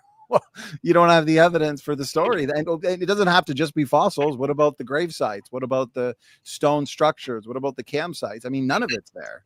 Just a quick response on that. I think the sorting of the fossils, and yes, I know I'm aware the geologic column doesn't exist anywhere, but the sorting of the fossils is really the hardest thing to explain there. And I don't think they're all sorted by density. There's some pretty light things that are high in the well, there's no sorting. I just showed you there's an issue in the hominid. Right now, you just diverted. You dodged the Erectus challenge. You said, well, what about the sorting? What sorting? I mean, there's mixed environments wherever you look. Yeah, I know. Well, I'm just meaning in terms of fossils in general. So we have fossils that are rare occurrences and things like that. If it were where you had a global flood, I would expect a higher percentage of animals being fossilized. And I'd also expect them to be more heterogeneous, more mixed together, and finding things that don't live next to each other. Well, we've had geologists on like John Mackay and Joe Hubbard, find them that way. And they work directly in the field, and they've pointed out that wherever they look, wherever they dig, they find mixed environments, sharks mixed with land creatures, mixed with various plants. And this sorting of the fossil record challenge, it's fallacious. Okay, take for example coelacanth. That was said to have gone extinct millions of years ago. We don't find coelacanths buried in the fossil record with what? Whales. But yet today we find coelacanths swimming around today, swimming around nicely. So we know they lived and live with whales and humans, but we don't find them buried together in the fossil record. What does that prove? It doesn't prove anything. Does it prove that they never lived with whales? Well, wait a minute. Clearly they live today with whales.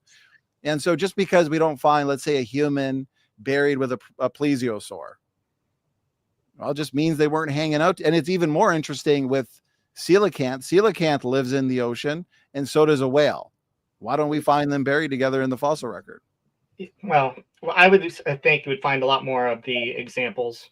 And okay, well, yeah, but I want you to answer my question. Why don't we find coelacanth and whales buried in the fossil record together? Does that mean they didn't live together? Most of the things that die on the ocean floor get eaten and decompose very quickly.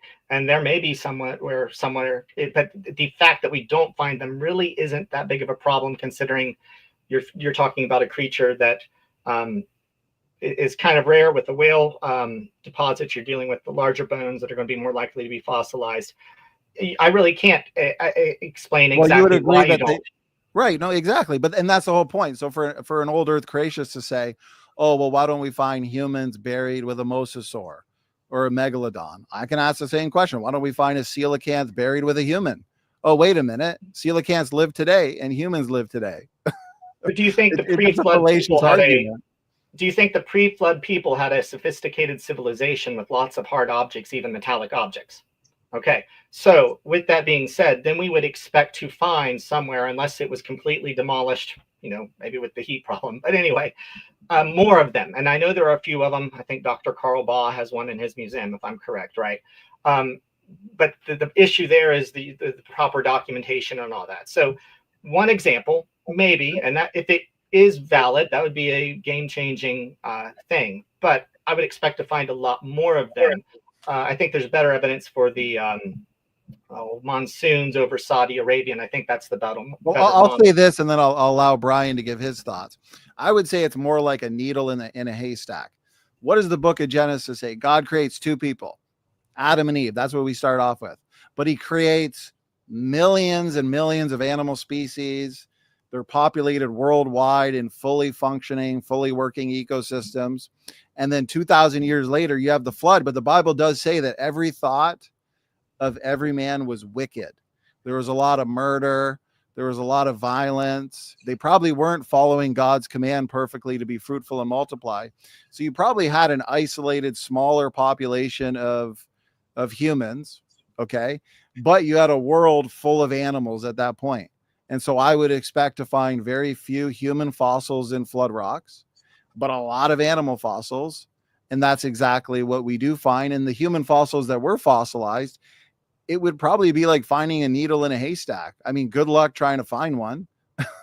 So, I mean, that would be my response. Brian, what do you expect the best place to find it then in like the Mesopotamian Valley, or do you think those rivers? No. This came to mind. That's one of the verses that actually does seem to indicate an old Earth, because you got to come up with that is a new river that's just renamed that. Well, yeah, of course, and that's common though. People take old names, right, and then rename other places, but that doesn't mean that's where that original place was. But that's one example where I can look at the Bible literally, and it supports that model. Yeah, but you have to understand that's the pre-flood world. So if the entire planet was the real estate was rearranged, so they're going to take the old your lens there. If I just what do you mean the lens? That's exactly what the Bible says. 2 Peter 3 says the world that then was being overflowed with water, it perished. So yeah, the real estate was changed. Passages now. If I just look at that passage, and I do understand you got to take the whole Bible holistically, but if I look at that passage as a historian. And that population that's writing it, if Moses is writing that, he knows the Mesopotamian river, you'd think he would add it in. But it says everything under the whole heaven, the entire earth. You have that double usage of the word coal. And so, no, it's pretty clear that everything under the heaven, in Job, God says everything under the whole heaven is mine. Is that just a localized region? No. So in Genesis, the flood account, when it says that everything under the whole heaven was covered in water, that literally means the whole heaven, the entire. I don't think they were thinking globe. I think they were just thinking dirt and the dome, the ancient Near East model of the world. It doesn't work though. You got the emphasis. Firmament's pretty clear though. It's hard. Yeah. But and I get it. It's a passionate discussion. I do appreciate the energy. We are a little bit over time, but this was a really good back and forth discussion. Yeah. I do want to thank you. This has been great. We got to do more of these. Brian, if you had fun with this open mic, then we definitely got to do some more. So I do want to hand it to you though, Brian, because you are our star tonight. You are our guest. I appreciate you giving us 3 hours of your time. Did you have any thoughts related to anything that was just said there? Yeah, I think we're going to move into closings. Yeah, I think this isn't a matter of what God could have done. This is a matter of what God said he did. The real question is, do we believe what he said? And it says in the beginning, God created the heaven and the earth. It says, for in 6 days, the Lord made heaven and earth, the sea and all that in them is. And Jesus said, but from the beginning of the creation, God made them male and female. And Jesus is our example. And if we're questioning what he said and trying to do mental gymnastics to get around it, I think we're on thin ice. And I think that's a challenge that we have in the creation movement. We've got people who are trying to squeeze evolution into the Bible. And then people say, well, if God didn't mean what he said about creation, maybe he didn't mean what he said about marriage or gender or even salvation for that matter. And so it's a slippery slope. And I think that we should just clearly proclaim what Jesus said. And I think some books that might be helpful would be Dr. Carl Werner, Living Fossils. He wrote 5 books. He tried to disprove evolution. And Dr. Carl Werner, and he came out with a whole bunch of evolution frauds last year. And I would encourage that you. Excellent book. Excellent Yeah. book. Yeah. And so that's kind of where I'm at. And may the truth prevail. There's a lot of living fossils out there. The uniformitarians, the evolutionists, they like to look to fossils and the ordering of the so-called ordering of the fossil record, but they are rarely aware of their own challenges, many of which are put forth and offered in Dr. Carl Werner's series of books, excellent books. But I do want to be fair. Jungle Jargon, you've been patient. We had a bit of a stimulating discussion there for the last 20 minutes with scripture and stone. And I want to say that wasn't scripture and stone's first time here. And so I do enjoy the banter. And it's important that we engage these issues. As Brian said, we got to step up to the mic. We got to get out of our echo chambers. And so it's great to have an old earth creationist here. Jungle Jargon, we are a bit over time though, so I do want to make it quick, but I also want to give you the opportunity to ask whatever question you had. And so Jungle Jargon, thank you for being here. What did you think of Brian's presentation? And what's your quick question? Yeah, that was good. Good presentation. I was curious about what he said about the runoff from that caused the Grand Canyon. He said that was maybe a hundred years after the flood or something. Yeah, because I think it needed time for the cliff walls to solidify, and it also needed the Kaibab limestone to solidify. Otherwise, it would have just cut right through there. There wouldn't have been a great denudation. There would have just been a big gully there. And and if the cliff walls hadn't solidified, then they're just going to sloop in. So that's a couple of the reasons why I think that it took maybe 100 years. I don't know how long, but it just took long enough for like the spires to be solid, because otherwise they wouldn't be standing as much as they are. So wouldn't that have the same problem as the old earth, as to where the sediments went? Because if the breakup was during the flood and the runoff was 100 years after the flood, then you still have the problem about the runoff. Where did the runoff go? It was so powerful, it got pushed out. It's just a huge flood surge. So it's 100 miles on either side of the Colorado River as you go on from the Grand Canyon down to Bullhead City to the Gulf of California. And a lot of it just got pushed out into California. It was so powerful, it pushed the delta out there. Okay. I was wondering because I've been thinking about the mammoths, for like over 50 years, because it seemed to be a real problem or a real enigma. And now, of course, they've found not only mammoths, but all kinds of animals in Siberia and North America, just either frozen, buried, or buried and frozen, and huge evidence of huge tsunamis and everything. So I think that could be explained by the breakup of the continents in the days of Peleg after the global flood. Like you said, it probably was that's when the runoff was too, at the same time, which would explain why all the sediments got subducted. Yeah, I'm not sure the timing of it all. I don't know exactly when Peleg was. Some people think that might be when the ice caps melted. And so then, when the ice age, that would drop the ocean levels 125 meters. So that's 375 feet. And if that happens, you can walk everywhere. And some people think that the Peleg is when the ice caps melted and it flooded those land bridges. But I don't know. But I do appreciate your patience. Thank you for sticking this out. Yeah. Well, there's a lot more to be discussed about it. There's a lot more evidence about it. One of them being is how did the animals surf to South America? Which also have the same problem. Well, they could have came over the land bridges. They could have came over from Russia to Alaska. They could have come from barge, floating mats too, like these trees that are floating around. these mats. Yeah, I'm familiar with that, but I think it would be a lot easier to explain if the Africa and South America were joined like they were, and that explains why you have, the jaguar and the leopard, both the same animals in two different places, but separated a long time ago. So when There's do you think? When do you think that they broke apart? Africa.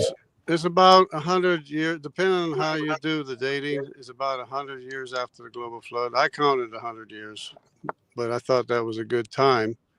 That you said maybe 100 years after the flood. Well, I would say that Grand Canyon formed 100 years after the flood. I think the continents split apart during the flood.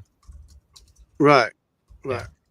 But there's a lot of evidence for the breakup during the days of Peleg.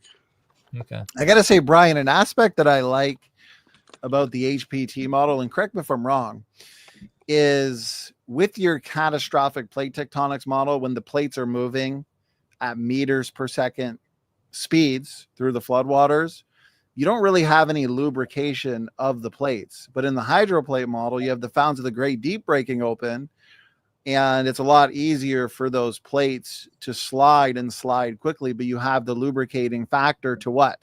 Reduce friction and reduce heat. Right. Oh, absolutely. Yeah. And so just think of it as I'm starting to think of it as a big air hockey thing. You know, that's a good way to look at it. Because it's like it's like steam. It's even more than steam. So it's just there's gonna be no friction, and it's just gonna go, and that's gonna cause a lot of the compression event. That's gonna cause a lot of force, and it's gonna crush the granite and the Vishnu schist, and it's gonna make marble and diamonds and all that stuff. But yeah, it's and the mountains will go up, rise up, and the plateaus sinking and plateaus rise up. Yeah, it's a fun theory. It's that's why I'm looking forward to our rigorous discussion, our seminar event coming up. Matt, my ministry co-host, he's going to be co-hosting with me. Actually, we just gave a presentation with TCCSA. You were there, Brian. That was fun. Thank you for doing that. Our pleasure. Thank you for inviting us. You guys are doing great work.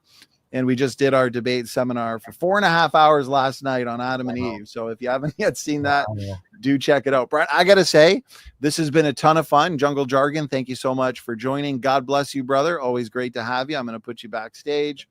Brian, this has been a ton of fun. Doesn't feel like 3.5 hours. You did an excellent job answering some tough, some challenging questions. And I think we had a pretty good diversity of topics brought up and points. Your presentation was fantastic. I really enjoyed this. I can tell the audience really enjoyed it as well. We've had a lot of audience engagement, interaction. We had a good amount of call-ins as well with a good amount of views. And so, Brian, I want to hand it to you, brother. Final words, final thoughts, anything you want to leave us with. Well, I just thank you, Donnie, for letting these topics be discussed. I think this needs to happen more. Just talk about the strengths and weaknesses. That's how science should be done. And so thank you for blazing a trail to let that happen. And thank you, everybody who stuck to the end. I appreciate that. Amen. This was fun. This is something we could do all night. So Brian, we'll have to chat. We do have you scheduled for 2 more shows. So already I appreciate all the time, and we'll have to figure out another open mic show to do. The audience does really enjoy these. And someone recommended, I think, in light of our discussion with Scripture and Stones, possibly a show in the future just on Genesis, showing why the Bible clearly teaches a young earth, and why the science lines up with the Scripture's clear teaching on the age. Because, Brian, you brought up a lot of really good pieces of evidence for young earth that I would love to flesh out in a separate program. Oh, praise the Lord. Yeah, it's always a lot of fun being on this show. Thanks for doing this, Donnie. Thank you, Brian. This was great. I've been looking forward to this. You didn't let me down, brother. So God bless you. Excellent work tonight. To the audience, thank you so much for tuning in. It's been another great week of programs. We've had a lot of engagement on the origins debate topic. I've had a lot of fun tonight. I hope you all had as much fun as I did. Thank you for the comments, the questions, and thank you for everybody that joined our call-in session here. You're all good sports. Amen. God bless you all. Standing for Truth is signing out.